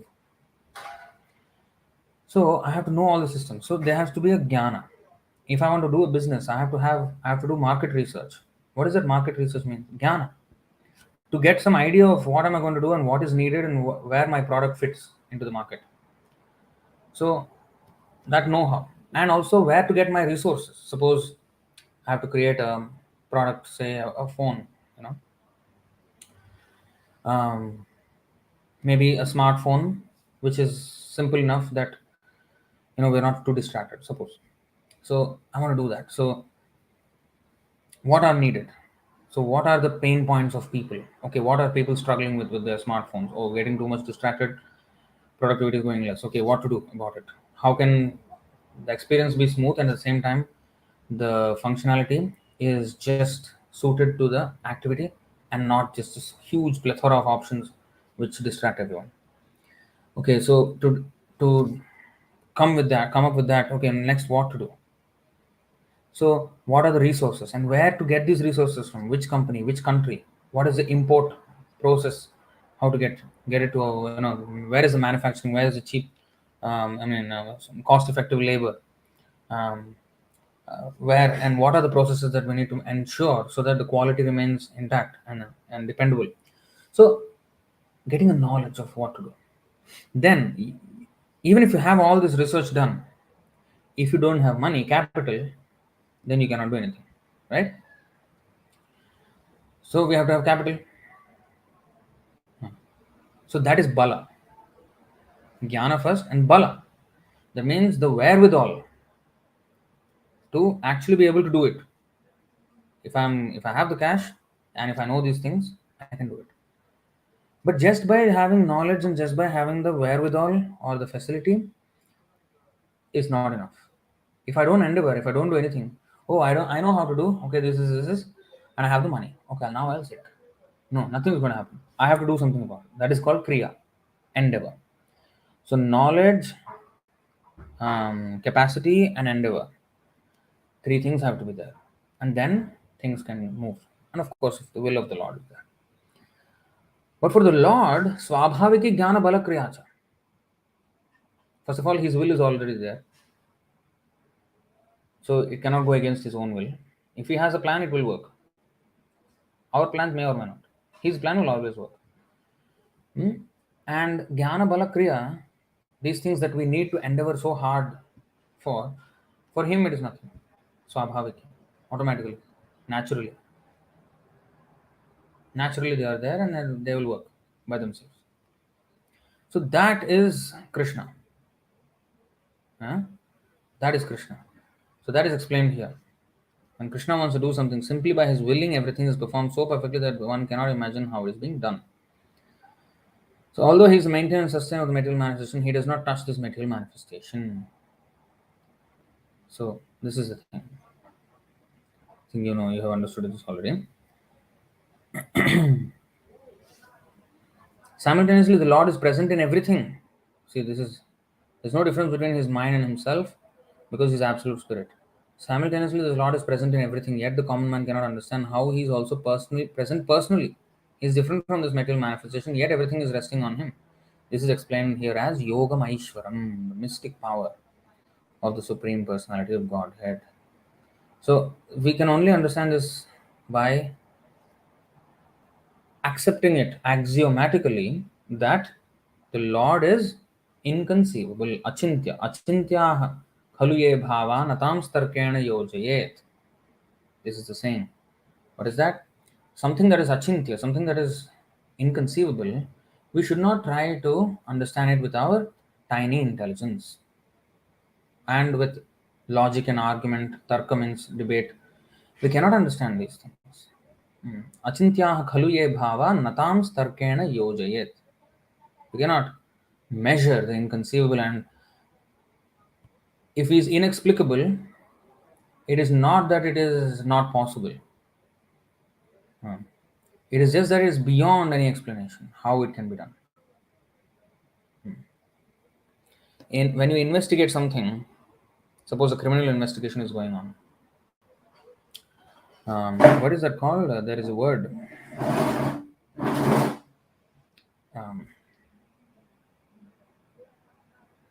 Alibi, right? Alibi. Let's see what is alibi.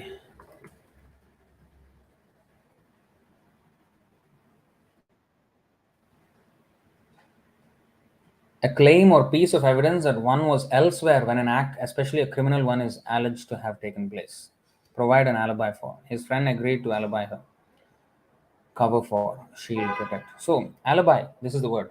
In criminal investigation, alibi means, suppose maybe I should take it out on the screen here.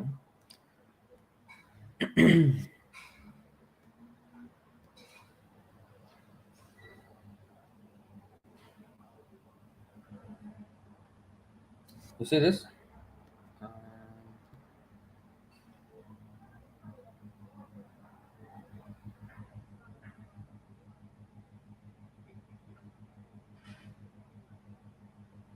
This is what I'm talking about. Alibi. A claim or piece of evidence that one was elsewhere when an act, especially a criminal one, is alleged to have taken place. She has an alibi for the whole of yesterday evening. That means, if there is a crime, okay, suppose I'm alleged to have stolen something, but then if I prove that actually, I was on the other side of the city, or I was out of the country, and I was in, say, London, or Delhi, or I was in Mathura or Mayapur, and I was actually there, and you are saying I am here doing this thing. So that's an alibi. So I'm providing an alibi saying that I was elsewhere. How can this be possible that I was here and did this? So, but Kṛṣṇa, so if we use that same investigative method and try to understand Kṛṣṇa, when Kṛṣṇa says that, For example, Krishna was speaking to Uttara, and Uttara, the wife of Abhimanyu, mother of Parikshit Maharaj, so she came to him and saying that Brahmastra is coming, and my child is being attacked. The child was in the womb. Uttara was pregnant, and Ashwathama released Brahmastra to kill the child within the womb.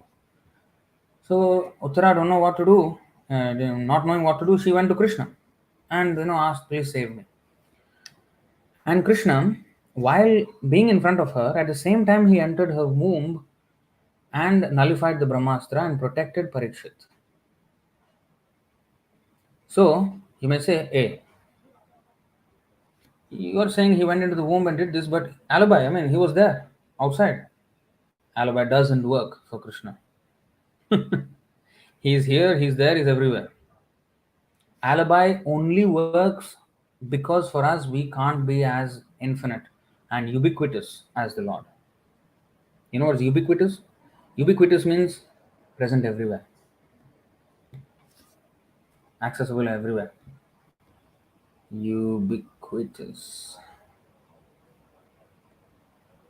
Present, appearing, or found everywhere. So, because we're not ubiquitous, therefore, alibi works. That is an evidence. Clear. If it is clear, that's why it is said in the previous, you see this example.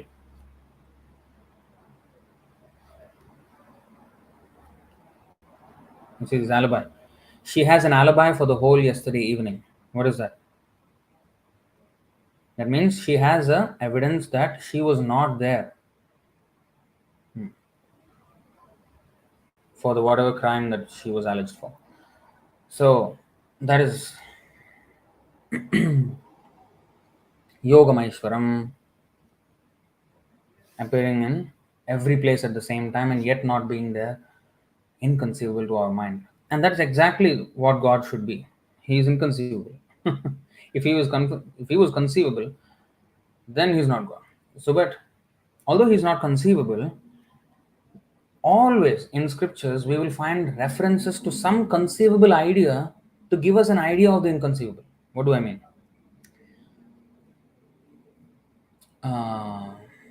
Okay.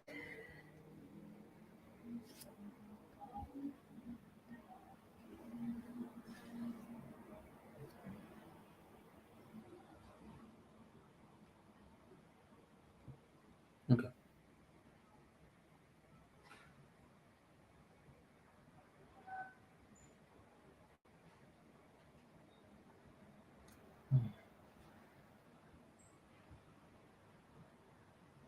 What is this?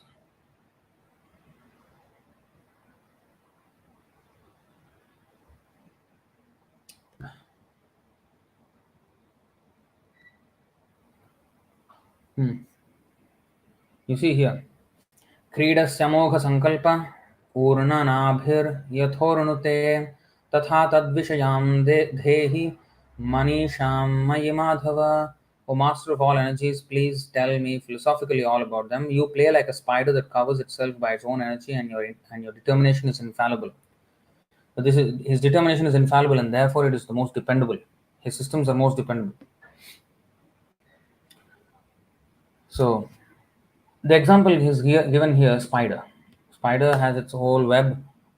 So this is something conceivable. We can understand, okay, spider, oh, web, okay, yes, that makes sense. Okay, the Lord is like that. He has energy spread over. So if something is caught in the spider web, you can take it for granted that it is caught by the spider, because the spider will catch it after that. So basically, the spider is so small, but it can catch, in that huge area. Sometimes spiders have huge webs. Some spiders. I watched some documentaries on spiders also. So they have these huge webs, sometimes 2 meters, 3 meters wide.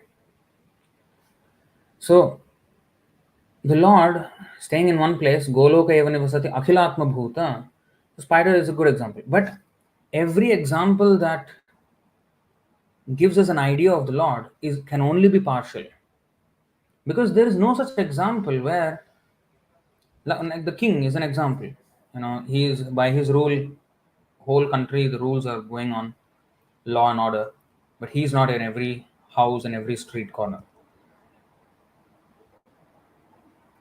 So he's there, he's not there. By indirectly, he's there everywhere, but directly he's not there.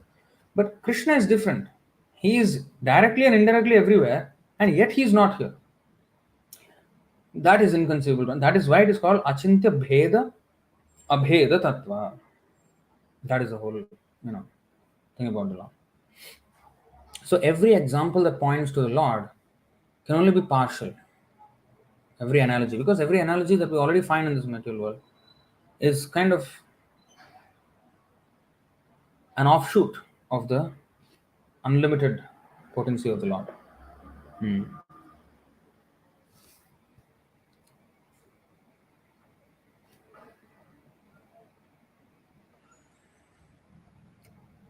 This is another very good example. Understand there is a mighty wind. This is another example of, sorry, here. This is another example of an example, which points to the principle of how the Lord exists. But again, it is still partial only. We'll get, partial understanding. At least we'll get some understanding according to what we can understand. So here, yathakasha sthito nityam vayuh sarvatra go mahan tatha sarvāni bhūtāni mat-sthāni ityupadhāraya. Understand that as the mighty wind blowing everywhere rests always in the sky, all created beings rest in me. So air is very mighty, but it rests in the sky. So, and in that sky, the wind or the air is the biggest manifestation in the cosmic world. The movement of the air influences the movements of everything, even planets. Even planets. Planets move because of the manipulation of air within the universe. And now the scientists have a different kind of understanding. Let them have it. But although the wind is great, or even say planets, they're very, very great, right? I mean, Earth planet, huge. But they're existing in space. Similarly, all the wonderful cosmic manifestations are existing by the supreme will of the Lord, and all of them are subordinate to that supreme will. Still, he is aloof from everything. Thus, everything is moving under his will. By his will, everything is being created, everything is being maintained, everything is being annihilated. Still, he is aloof from everything, as the sky is always aloof from the activities of the wind. So, again, the example of planets and everything is given here. So, this is at the end of the millennium, of course, in our modern understanding, millennium means 1000 years, and every millennium. But here, the word millennium is used in the sense of yuga. I mean, even the lifetime of Brahma, for that matter. Of course, every yuga there is some kind of a pralaya, and then every kalpa there is some kind of pralaya. Every manvantara change there is some kind of a pralaya. So these things are there. Apart from that, finally at the end of Brahma's life, there is this mahapralaya. That means the great destruction, the complete destruction of the material universe. So here is saying at the end of the millennium, all material manifestations enter into my nature, and at the beginning of another millennium, by my potency, I create them again. That inherently means that the Lord is not part of this creation, because when everything, whole creation is destroyed, they enter into Him.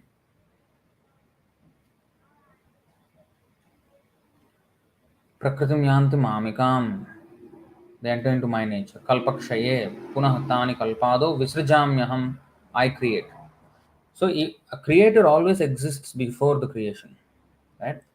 Steve Jobs existed before the iPhone started. It's not that iPhone started and then Steve Jobs was born. No. So Steve Jobs existed before the iPhone, and then iPhone started after him.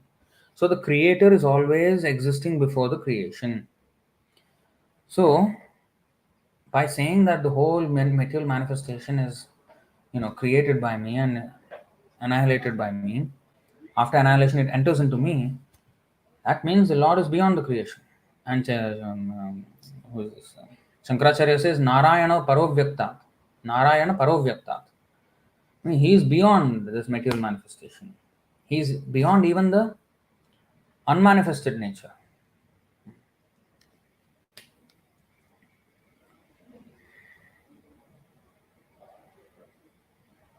Bahusyam, although I am one, I shall become many. So this does not mean, although Chandogya Upanishad says like this does not mean that he has become many and now he is no more than one. Like one piece of paper I tore into many pieces, now that solid one piece is not there anymore. So it's not like that. That is a very cheap imposition of our limited understanding on the Lord. We cannot impose our limited understanding on the Lord, and that is the exact meaning of achintyaha khalu ye bhava natam starkena yojayat. This is the Vedic aphorism. He expands himself in this material energy, and the whole cosmic manifestation again takes place. So, such control he has, such control. Everything is going on so orderly. Prakritim swam avashtabhya visrajami punah punah bhutagramam imam kritsnam avasham prakriter vashat. Whole cosmic order is under me, under my will it is automatically manifested again and again, and under my will is annihilated at the end. Look at the, even the, what is that? Karanodakashaya Vishnu, Mahavishnu, Garbhodakashaya Vishnu, Kshirodakashaya Vishnu. All of them are his expansions and doing this whole, massive arrangement.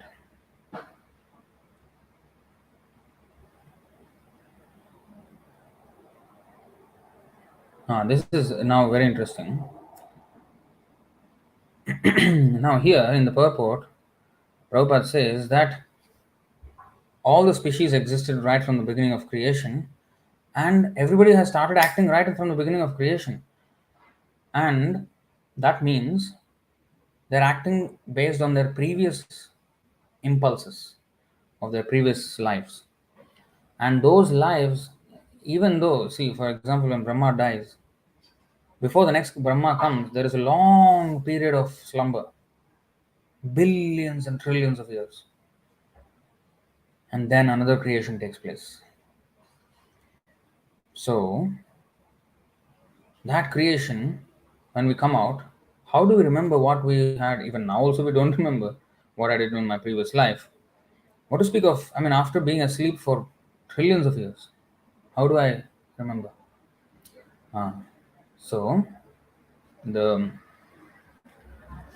memory is stored by the Lord. And the Lord remembers what happened trillions of years ago and his desires. Every single living entity's desire, his actions, what he did then, he knows everything. How can one have such a indelible memory? Eidetic memory. It's called eidetic memory.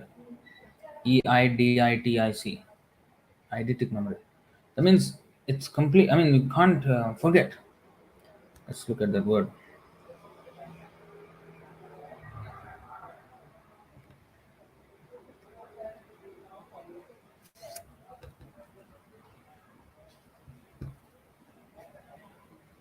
Oh, EIDE. Okay, sorry. My spelling is wrong. EIDETEC. Sorry, EIDETIC. Eidetic. Relating to or denoting mental images having unusual vividness and detail as if actually visible. Eidetic memory. So this eidetic memory, Bhaktisiddhanta Saraswati Thakur had like this. When he reads something, he will remember everything in unusual vividness and detail. So the Lord has this eidetic memory of everything that we have ever done, of all the innumerable living entities. In this material world, actually, I saw a video. I'm not going to, of course, show the video here. I can't.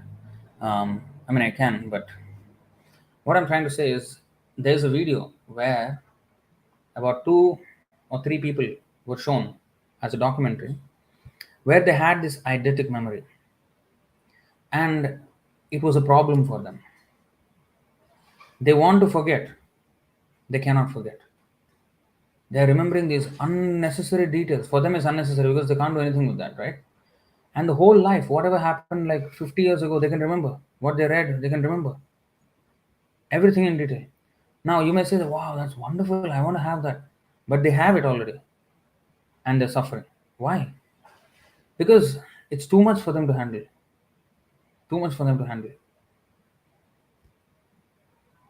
So that's what happens. Even if we have such powers, if we can't handle the power, then it's considered a mental, psychological problem. But doesn't have such a problem. Uh, those who know what to do with it, of course, don't have a problem. Especially the Supreme Lord, and he is completely peaceful, and he's not having any psychological problems. You know, yeah, Dimitri is saying this thing. Told me that there are people who have a disease that they remember every single thing of their lives and suffer from it. Yeah, this is, they suffer actually. But no, Krishna, he remembers not only here they're remembering their own one life and this life that too. Krishna remembers the unlimited lives that we have taken in this material world, and even when we were in the spiritual world, of all the innumerable living entities, and he knows his own life, of course, everything he knows, and and he's managing that memory with ease. I mean, just try to imagine. I mean, your mind will be boggled if you just try to even imagine partially what we were talking about. So this is the Lord.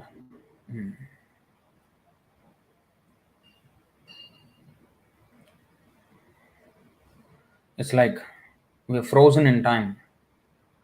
And then when the time comes, oh, repeat exactly. I mean, continue from where exactly we stopped, as if it happened just moments ago. Like that, we start again.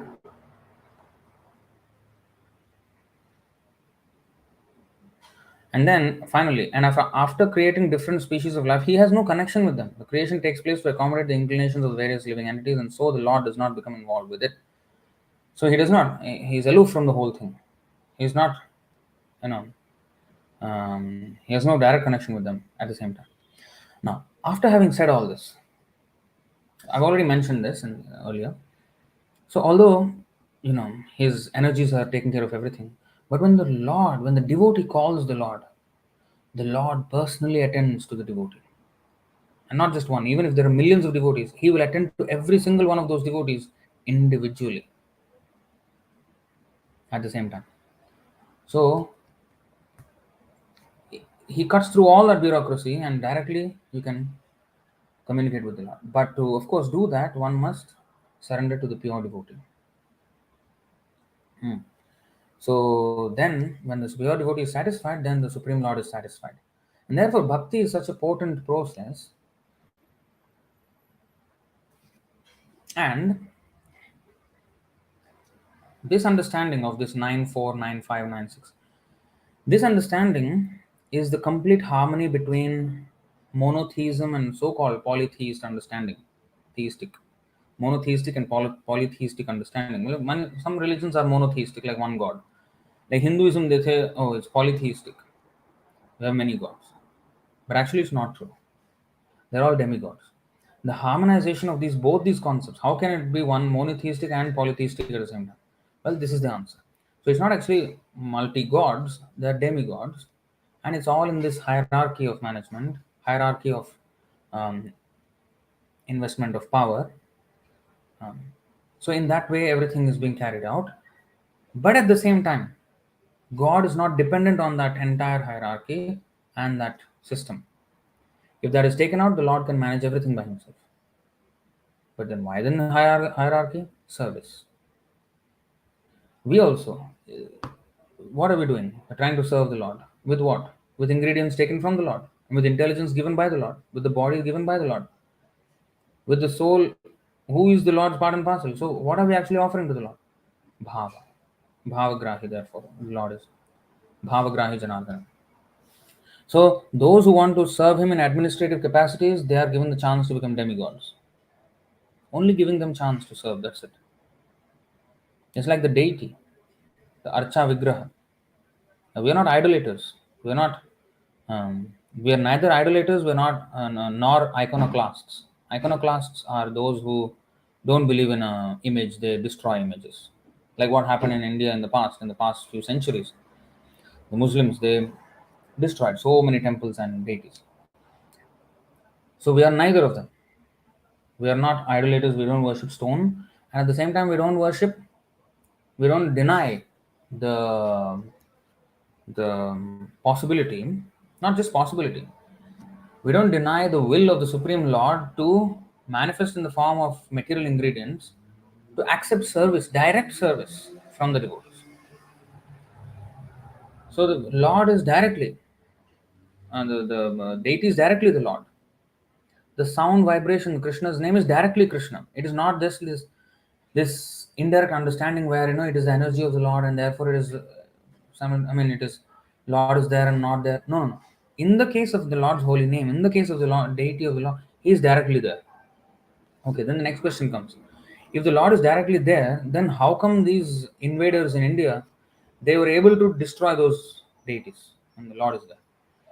The Lord can immediately not be there. Because behold my mystic opulence, Yogameshwaram. When the iconoclasts who don't believe in the deities, they want to destroy all deities. Such iconoclastic atheists, when they come, they for them the Lord appears as yeah, I'm just a stone. So he makes them believe. And for the devotee, the same Lord communicates. How many stories there are? There are not just stories, historical incidences there are that the deity talked and even walked. Sakshi Gopal is a good example. Walked 2000 kilometers. A deity. And, you know, the deity talked to devotees so many times. Kshir Chora Gopinath, he hid, he stole a cup of kheer for the devotee. So for the devotee, the Lord reciprocates. For the non-devotee, yeah, I'm a stone. Just like when Krishna went away from this world, so-called hunter shot him and he so-called died. For the iconoclasts, yeah, I see, it's just an ordinary man. For the devotee, Supreme Personality of Godhead. And the whole so-called death of Krishna, it's not death. So this is the mystery which ordinary people cannot understand. And the Lord bewilders everyone. Only the devotees can see through the whole truth. Only they can have access to this. So in this way, um, we cannot approach the science of God through a very mechanical, atheistic, physical approach. No.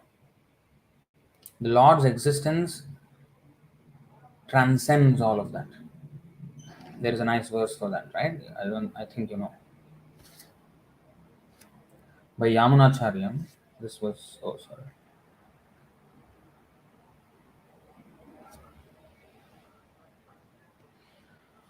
उल्लङ्घित त्रिविध सीम समातिशायि संभावनं तव परिव्रढिम स्वभावं माया बलेन भवतापि निगुह्यमानं पश्यन्ति केचिदनिशं त्वदनन्य भावाः उल्लङ्घित त्रिविध सीम समातिशायि.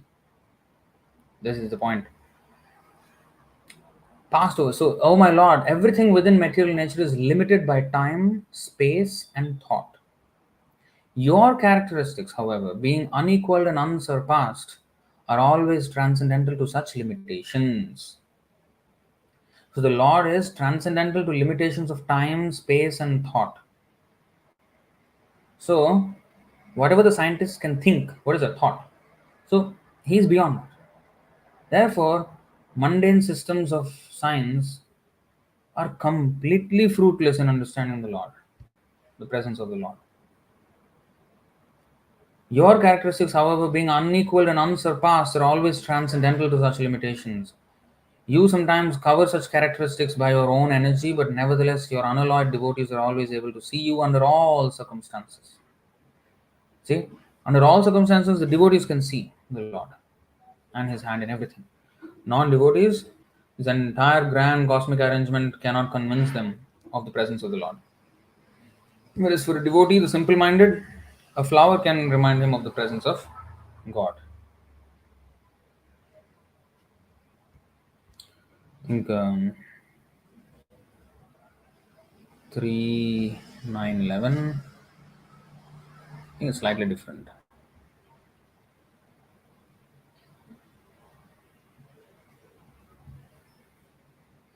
Yeah, this is a little bit different. So, anyway, your devotees can see you through the ears by the process of bona fide hearing. Shrutekshita. Shrutekshita. Seen through the ear.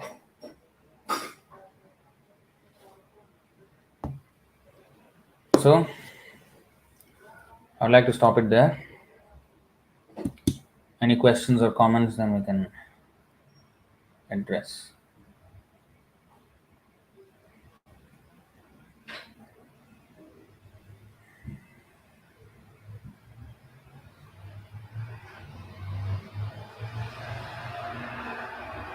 This reminds me of the story of Ambarish Maharaj protected by Lord's club. Yeah, he was protected by the Lord's disc. Of course, no difference between disc and club.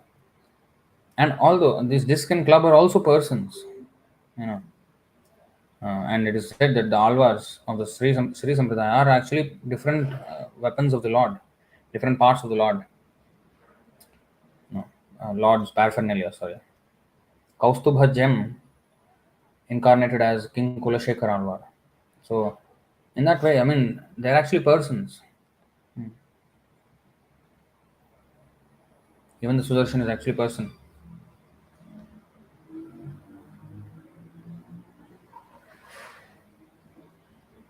Prabhuji, Subhadra Maya is Durga Mata. Well, Subhadra is the spiritual Yoga Maya potency, and Durga Mata is the Mahamaya potency. Yoga Maya is in the spiritual world, and Mahamaya is in the material world. One thing actually I wanted to say that everything is moving by the fear of the Lord, and the Lord and the devotees take shelter of that Lord's name.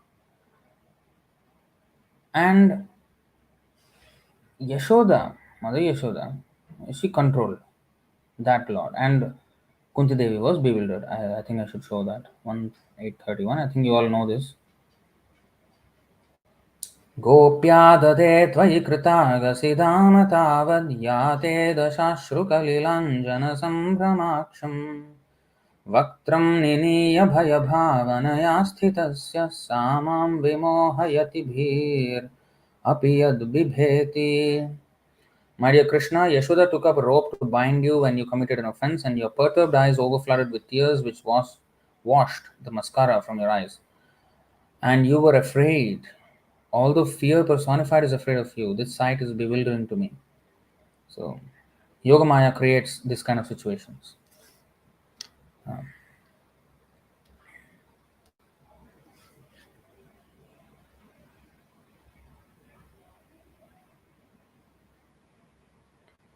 I don't want to compare a question. If Maya is called Durga, then is she on par with the Trinities or above all the three forms? She is actually not above Vishnu, definitely. Well, Lord Shiva also she cannot be above him. But Lord Brahma, yes. So Lord Shiva is actually the power of the glance of the Supreme Lord, and therefore the Shivalinga, which is the male generative organ which people worship, that is the and I mean the male and female generative organs of Shiva and Parvati. That is the Shivalinga, which is the generative principle in this material world, the sexual intercourse, which gives rise to all this population.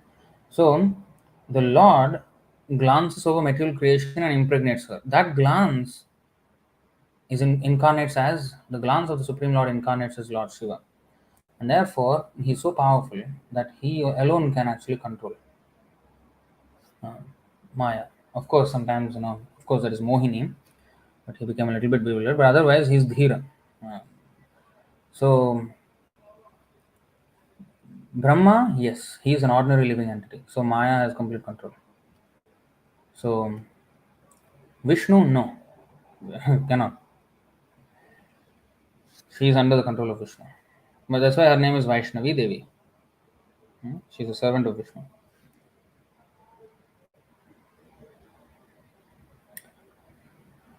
Kshirodakashaya Vishnu as Paramatma is within us, how to understand that he is not within us? Don't try to understand. Just accept. He is within us. He is definitely within us. At the same time, he is not within us, and everything is within him. Alibi doesn't work. The concept of alibi doesn't work in the thing of the Lord. So he's not within us and within us. Yeah, at the same time. The doctors, when they do open heart surgery, they can't find any Paramatma there, sitting there.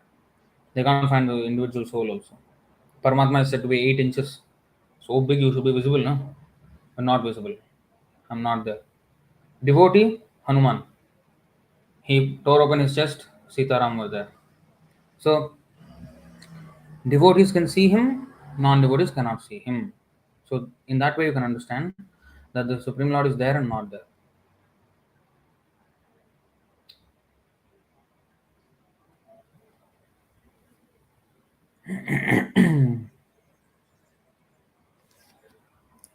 Prabhuji, recently they found a planet where life exists. It's like 5,000 light years from Earth. We already know from Bhagavad-gītā that life exists everywhere, sarvaga. Let them waste their time. Actually, we should not let them waste their time. We should bring them to Krishna. Ask them to stop their nonsense speculation and come to Krishna. Prabhupada explained that pole star, is like a chandelier and that the planets are connected to it by the wind ropes. No, he said the pole star is not like a chandelier. The pole star is the luminary in the sky, and then from it, the ropes of wind, all the different planets are, hanging, and together all that looks like a chandelier. So that's what he said. There is theory that if you see black hole pictures, it's look like Shivalinga, and in Veda it's written that.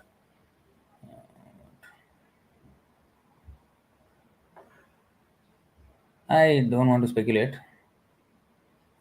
You see, this is the problem with our Hindus. Some intellectual Hindus, they like to validate the Vedic statements. They have pride in their Vedas, and they want to validate Vedic statements. So what they do, they take a modern Western understanding of science, and then they will try to prove that the Vedic understanding is the same as modern understanding. Sometimes it may match, yes, but you don't have to have this mission of kind of corroborating everything that modern science says we should find in the Vedas and prove that the Vedas are science. Sometimes, yeah, they may understand some things which the Vedas say, but many times they don't understand, and they understand in a very distorted way. They don't have to match. They don't have to exactly match. We will always stand by our explanation because that is given by Krishna. Their explanation is based on their distorted perception of reality. So they have a distorted way of understanding things, and therefore, not all the time, or most of the time, it doesn't match. So it doesn't matter. So we don't have to try to match. Oh, black hole is actually Shivalinga. Why Shivalinga is there in the space and just like how many Shivalingas are there? What? Doesn't make much of a sense.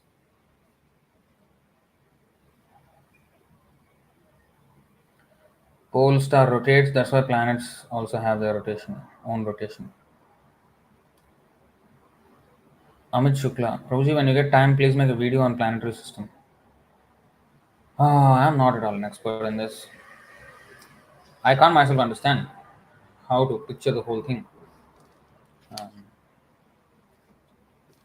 and there are so many arguments or so many theories, so many types of understanding of these Vedic statements of the planetary systems, and I'm not a very expert person. I may have some opinions, but again, I don't want to comment on some topic where I don't have a good hold of. So I just accept Vedic statements as they are. If you want me to prove how they are actually true and come up with a whole model, I'm not for that. I can't do that. They may create models on their understanding. They did not see themselves. So anyway, let's so you know. So I'm not going to pretend that I know, and I'm not going to do the same thing as the scientists are doing. As they say, uh, if you can't make it, then fake it. So I don't want to subscribe to that method. Very great explanation, Prabhuji. In such a way, we can understand easily and relate to products of liberated souls. Oh.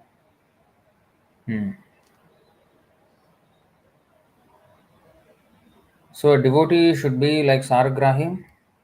Yeah, that is Paramahamsa, right? Hamsa means swan. He takes the milk out of the mixture of milk and water. And similarly, the devotees, they take out the devotional essence and discard the rest. And this Saragrahi principle, this Hamsa principle, can get very subtle. Even in situations like there may be reversal situations where things may not go according to our desire. So a devotee in such situations, he will take whatever he can pick up. Okay, so something happened or whatever happened. What can I learn from this? If I have something to learn, let me learn from this. Let me take away that. Why should I let it, you know, be without being taken? I must take whatever I have to find. I find the good thing. I have to take it and learn from it. So that is Saragraha. Among all the ocean of poison, you have to, grab the drop of nectar. As it is said, um,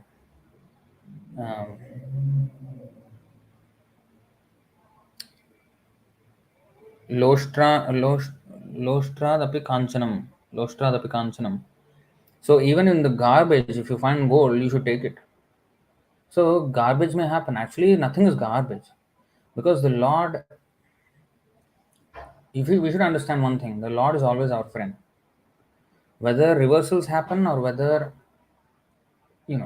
positive things happen, or say favorable things happen, the Lord is always our friend. Even when reversals happen, Krishna is doing it all for a reason.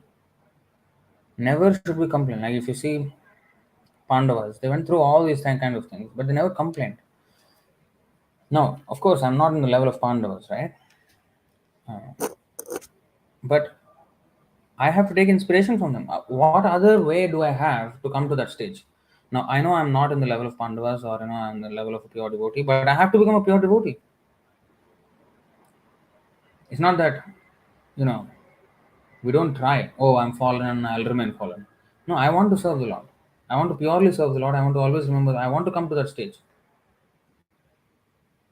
So, how do I pick up myself and rise there? Rise up to that platform.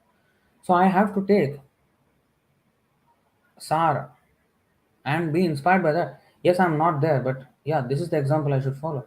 That is called following in the footsteps of the predecessor acharyas, in the footsteps of devotees. What does that mean? That mean that means I have to go contrary to my materialistic thinking and take examples from devotees in the Shastra and the practical example, those who are advanced devotees. I have to take those examples, and if you see every single history of any great devotee, always there is difficulty, there are challenges. Hmm?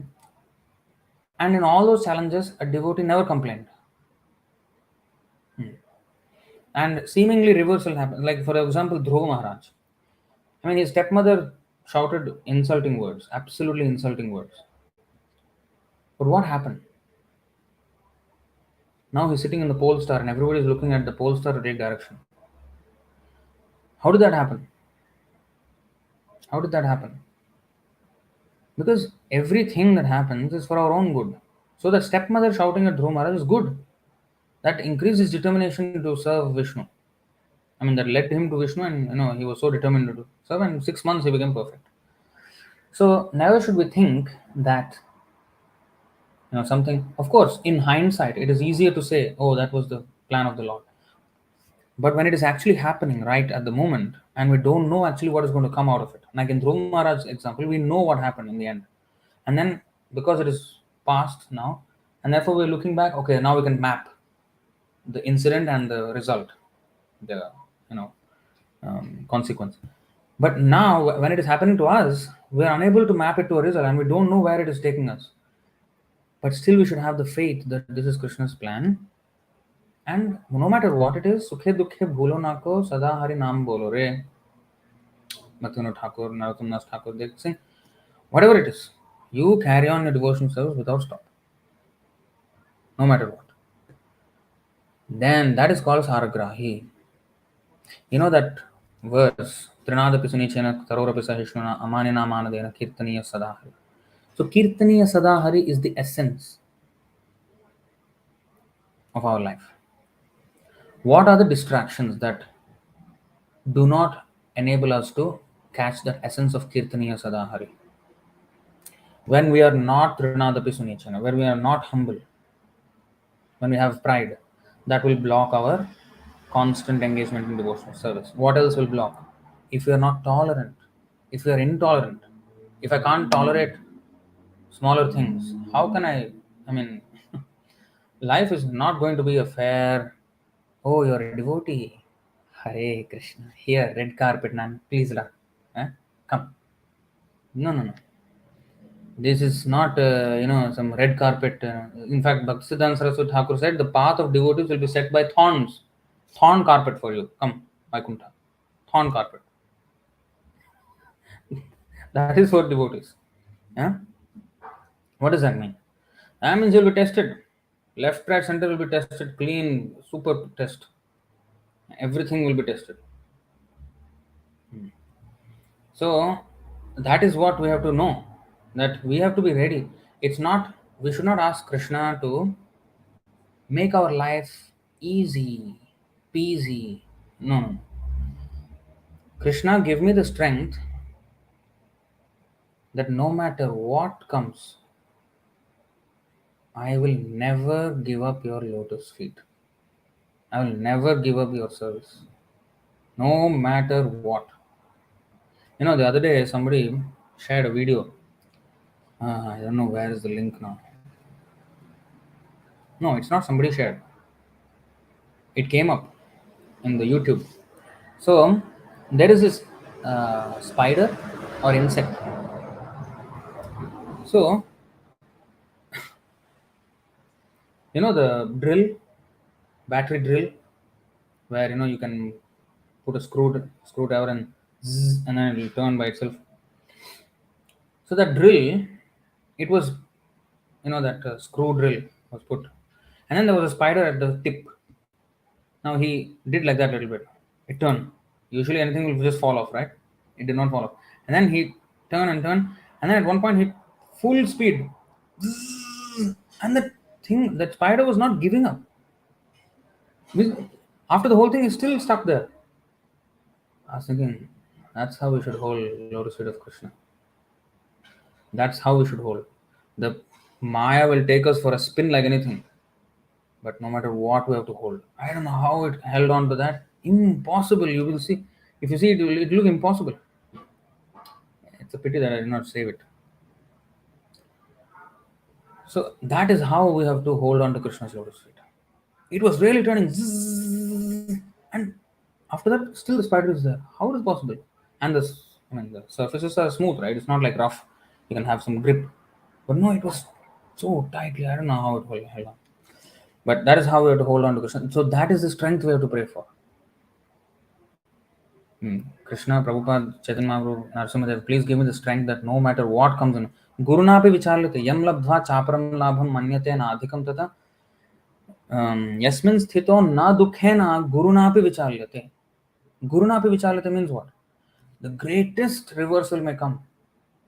The devotee is not shaken. He doesn't even flinch. That is the thing where we have come to. We should not pray for easy circumstances. No, that's not going to happen. You have to pray for our strength in such a way that no matter the hardest circumstance may come, I will not leave you, Krishna. I will not leave the association of devotees. I will not leave the devotional service. I will not leave chanting your name. So this is what we have to pray for. Then Kirtaniya Sadahari. That is the Sara of all religious instruction and of all advancement of science, anything. In Bhagavad-gītā 4:9, Krishna says, one who knows him returns to the spiritual world, yet he is achintya. So it means we can know him only in some extent, right? Yeah, I mean, even the devotees in the spiritual world, they don't entirely understand who is Krishna. They just are interested in serving him. There, the endeavor is not to understand Krishna. The endeavor is only to serve him. They're beyond this endeavor to understand him. They already know, I mean, I'm his part and parcel. I just love him. The gopis, they never cared to study the Vedas. Oh, they have philosophical meetings. Nothing. Love Krishna.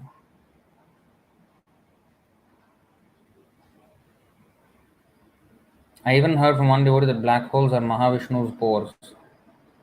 That is not a fact. I mean, how can black hole be within the universe? The pores of Mahavishnu are, outside of the universe. Anyway, this is all speculation. We don't have to, again, corroborate everything Western with our this thing. No need. Whatever is described in our Shastra, we can say confidently. Whatever is not described, well, why speculate?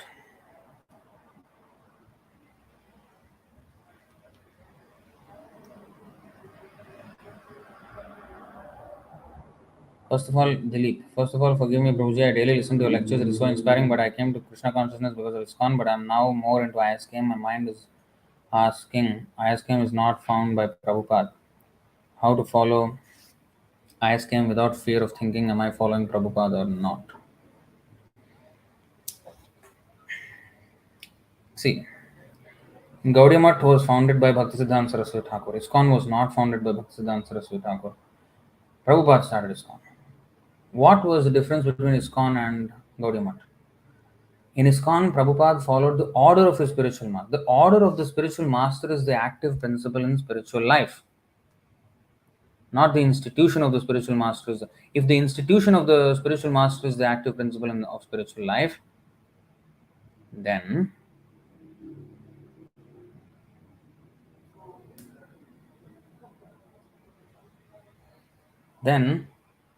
why? Then Gaudiya Math, Prabhupada should have been in Gaudiya Math. Acharyera mata jay shei mata sar. Tara agya loghi chole shaita sar. The order of the spiritual master is the active principle in spiritual life. So we have to keep with the active principle of spiritual life, which is the order of the spiritual master. Huh. You see? So anyone who disobeys the order of the spiritual master immediately becomes useless. So Prabhupada started another institution other than Gaudiya Math, ISKCON, and that was because of the order. And here now ISKCON unfortunately has fallen into the hands where completely the order at the top, the very fabric, the very binding factor of the society is being compromised, which is that every devotee is directly a disciple of Prabhupada. That Prabhupada is our unifying factor in our society. Yes, there may be many sub problems, there may be disagreements, there may be so many fights. Even Prabhupada, within Prabhupada's physical manifest presence, those things were happening. So many arguments or disagreements among devotees that were happening, but the unifying factor was Prabhupada. And because of Prabhupada, they stayed and then they served. And that's the way we should do it. An institution, we should be very loyal to the institution so long as the spiritual master is the Srila Prabhupada. But if they start something else and then they take the position of Guru and they are trying to be as good as pure devotee, taking the position and cheating people out of this. I mean, the whole spiritual life is gone after the spiritual master falls, and what will happen to the mind of the disciple? So, even if other devotees are not perfect, we know Prabhupada is perfect. So, when we are Prabhupada's disciple, our mind is at peace that my spiritual master will take me back to Godhead. I cannot say the same for any others. And Prabhupada mercifully set up this system. And now ISKCON is just tearing that whole thing apart. So, if the order of the Acharya is not kept, What is the use of staying in the institution of the Acharya? That is my point. That's my question. I will stay with the order of the Acharya. Every morning, what we are singing, Guru Mukha Padma Vakya Chittete Korya Aikya Arana Koreho Mane Asha. Guru Agya, Guru Mukha Padma Vakya Chittete Korya Aikya Arana Koreho Mane Asha. That should be our focus. So therefore, ISKM, we are following that order. That is the unifying factor. Therefore, you're following Prabhupada if you're following ISKM. In ISKCON, unfortunately, no. You have to accept the shelter of the stupid, completely third class cheaters in the name of Vaishnavas. Why? Whatever advancement devotees are making in ISKCON are only because of Prabhupada's books. Those are again the unifying factor, but it is not solidly presented. As he is your spiritual master, he will take you back to God. Sometimes they say, opportunistically they are saying nowadays in ISKCON, that actually I'm giving you initiation, actually Prabhupada will take you back to Godhead. Then why am I chanting Namom Vishnupadaya Krishna Preshthaya Bhutale Srimate so and so iti namine? That means you are at Vishnupadaya, you are Krishna Preshthaya, you are so dear to Krishna and you have attained the lotus feet of Vishnu. That means you are a pure devotee. Why am I saying this then? If you are not the one taking me back and you have no confidence in taking me back, Prabhupada will take back, then why your mantra I have to chant? Is that not cheating? So this is what we are against. And this is creating havoc because there are one disciple, one spiritual master and his disciples, and another spiritual master, his set of disciples. Like this, there are multi spiritual masters, and everybody is fighting with each other. There are so many disagreements between one spiritual master's disciple and another spiritual master's disciples. If you go in a little bit more, you will know all these politics. So that is where we should understand, okay, it is not that ISKM may not have all these things. It may have, it may happen, because everybody is an individual. But at least one thing is clear: our spiritual master is Prabhupada, pure devotee, and even we can all compromise our whatever misunderstandings with Prabhupada's instructions, and we can harmonize everything. But there we cannot, because this guru's order is one thing, this guru's order is another thing. They're saying in the same institution, and then they're clashing. And then they have a committee which is supposed to govern the gurus. Where guru is governed by a committee? So everything is falling apart. The fabric is falling apart because of this.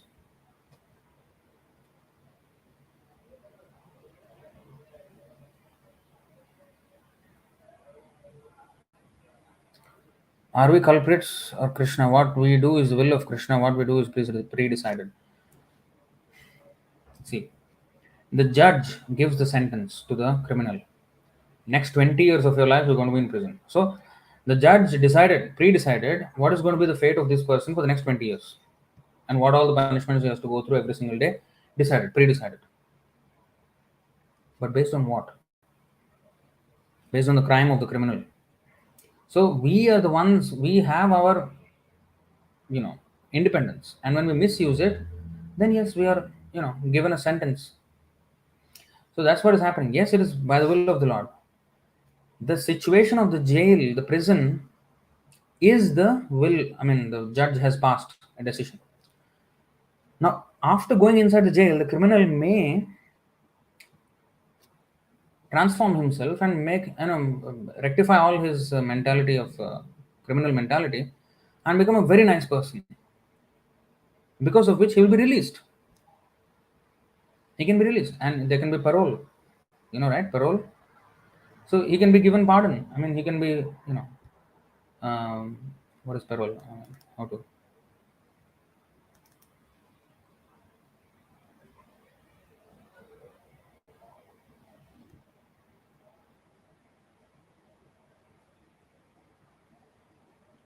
Parole, the temporary or permanent release of a prisoner before the expiry of a sentence on the promise of good behavior. This is parole. This parole can be given to a person, so it can change. So the term, just like that, Krishna can give us parole from this material world if we surrender to him. That is called the promise of good behavior. That is surrender. Good behavior is surrender. Namam dushkritano mudha prapaddante naradham maya paharta jnana asuram bhavam ashrita. So these four classes of dushkritana, and mudha and what is that? Naradhama, lowest of mankind, they won't surrender to me. But the pious will surrender to me. And those who surrender to me, moksha ishyam. You will come back to me. So he will give parole to such devotees.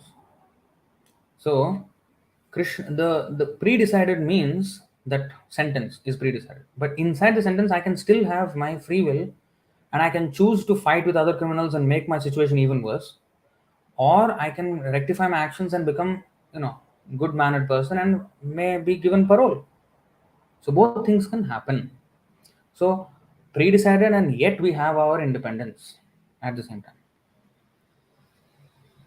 Our circumstances are pre-decided, but what I make of those circumstances is within my free will. Suppose a man, maybe it is his fate that his wife will leave him. Say, two things he can do. So that is fated. But when his wife passes away, he can either commit suicide because of the depression, or he can go on with life, meaninglessly, or he can find another woman, or he can take sannyas and become sannyas and devotee of Krishna. So he can do many things. That independence he has. It depends on our association. Our independence is not exactly independence. It is dependent on our association. So according to our association, we use our independence. So if I associate with devotees, I will use it in the proper way. If I associate with womanizers, then I will associate, okay, my wife passes, so what, or leave left, what, no, I will find another one.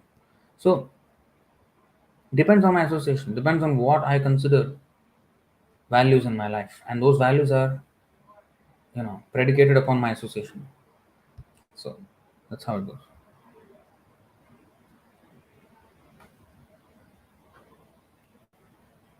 Vani is more important. ISKM is following 100% without any deviation. ISKM is really ISKCON at heart, which Prabhupada wanted. You should follow that where you feel growth. Yes. Yes, Prabhupada knows our future. That's why he said, you give up all this nonsense, surrender to me. Red carpet. Actually, it is red carpet. It is actually a red carpet. Red, blood red. Red because of blood. Because the thorn, when pierces your thing, then you'll all become red. That red carpet, yes, we are getting to our spiritual world. So in one way, it is red carpet. When I chant Hare Krishna, only thought comes in my mind, Krishna really exists. Yes. Am I wasting my time? Please clear my doubt. Just now you told something very fantastic, and now what is this? You said your thought comes that Krishna really exists. Yes. Then you are asking, am I wasting my time? Hare, Krishna really exists means you should not have any doubt anymore. So what is happening here is you are getting some idea. Okay, maybe you are asking question that does Krishna really exist? Is that the case? Or you are saying yes, Krishna really exists. That feeling I'm getting. Or are you getting the doubt that does Krishna really exist? I don't know. You did not put it clearly. So you're not wasting your time. If you're not chanting Hare Krishna, you're wasting your time. If you're chanting Hare Krishna, you're not wasting your time. Take it down. And for your faith to solidify, you must read. And so you must read Prabhupada's books. Because Krishna knows what's going to happen to us and he will misuse our free will, as you said, you surrender unto me and come back. Okay.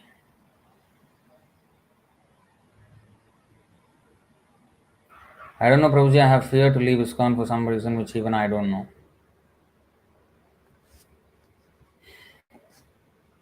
So, you have to, that is where, there is the whole purpose why there is philosophy. You have to, understand the will of the Acharya and therefore, act according to that. we should not be directed by our emotions. According to Sadhu, Shastra, Guru, even if you have emotions, of course, everybody has emotions, right? But if those emotions don't corroborate, cannot be corroborated with Sadhu, Shastra, Guru, then our emotions are not in order. If they corroborate, well and good. But always the guiding point should be Sadhu, Shastra, Guru. Yeah? Why this channel is called ISKM, not ISKCON? Because we are not ISKCON. I've just mentioned all of that. I hope you heard it. Otherwise, you can rewind and listen it again. Listen to it again. Otherwise, we have a whole playlist.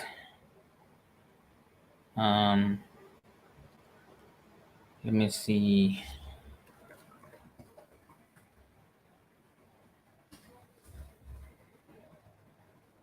Okay, so I have put a link to a playlist in the chat here in the comment section, so you can follow this playlist, and it explains everything about the difference between ISKM and ISKCON. It's a playlist of 5 videos. Each video is almost 3 hours long, so it's 15 hours. So the entire A to Z explanation you will get it there. Okay. Okay, next. What are the characteristics of devotee? Whom should we consider a devotee? Well, I think it's a little bit unrelated to the class. Um, you can study maybe 16th chapter first to third verse. You can see what is the devotee's characteristics. You can go to 5:18:12 Srimad Bhagavatam, and you can read the whole purport. What are the qualities of a devotee? Whom should we consider a devotee? That is also explained there.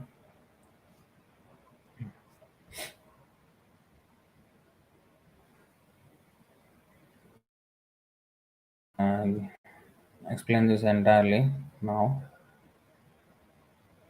Okay. Prabhuji, oh, now it is lagging so much. Let's see. Oh, system is gone. Don't know why it has to happen now. Okay, anyway, I'll try to finish off his questions. Okay, what is that question? Is there any prediction by our acharyas that Mayavadi philosophy will end in future?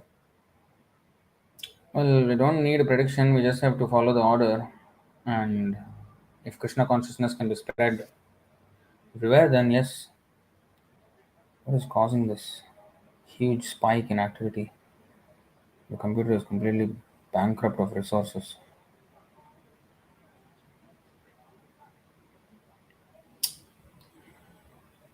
I think there are too many questions and unrelated questions. How should one spend his salary? I'm not a devotee, just seeking advice. You seem very knowledgeable. No, you become a devotee, then you will know how to spend of it to help those devotees who are propagating Krishna consciousness. Because everything needs resources. And Lakshmi belongs to Narayan. So money belongs to Krishna, who's Narayan. So we have to engage half of our income to the propagation of Krishna consciousness, to Narayan's service by those who are preaching his message. So anyway, in the beginning you can start with whatever you can, but you should come to this point of 50%. That is the proper way to utilize. Of course, 927 verse is there which explains this. You can go and read it. Chapter 9, text 27 of Bhagavad-gītā. I'm just trying to quickly finish it because my computer is completely on overdrive at this point, and there is a lot of lag.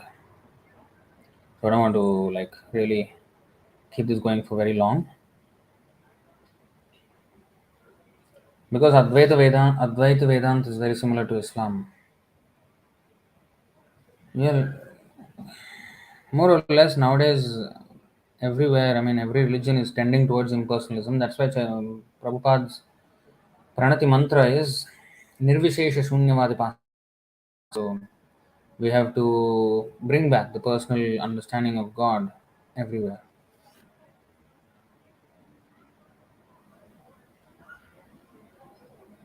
Is ISKCON new Bhagavad Gita as it is adulterated by devotees. Hare. Does anybody have this explanation? Because we have repeated this so many times, that I can't repeat myself again here, because um, it'll take too much time. Only for that reason, I'm not going to repeat it. But what we can do, right?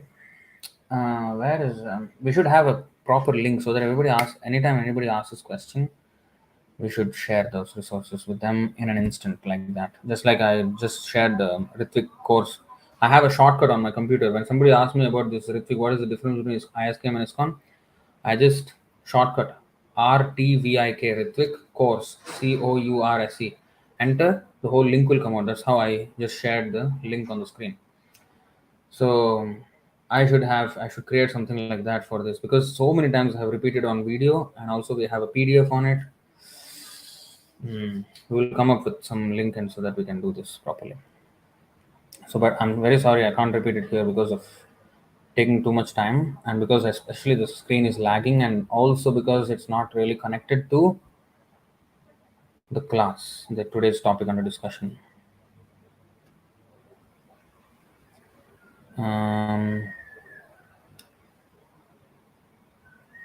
How to do japa with mala? Which mala, which fingers to use, and other tips.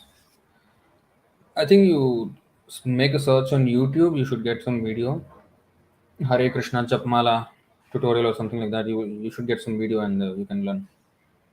Okay, I'm sorry, I a little bit out of topic for today's session. Okay. All right, I think that is the end. Thank you very much. Jai Shri Bhagavad-gītā ki jai. Shri Prabhupada ki jai. Ananta Koti Vaishnava Vrinda ki jai. Nitai Gaur Premanande. Hari Hari Bol. Hare Krishna.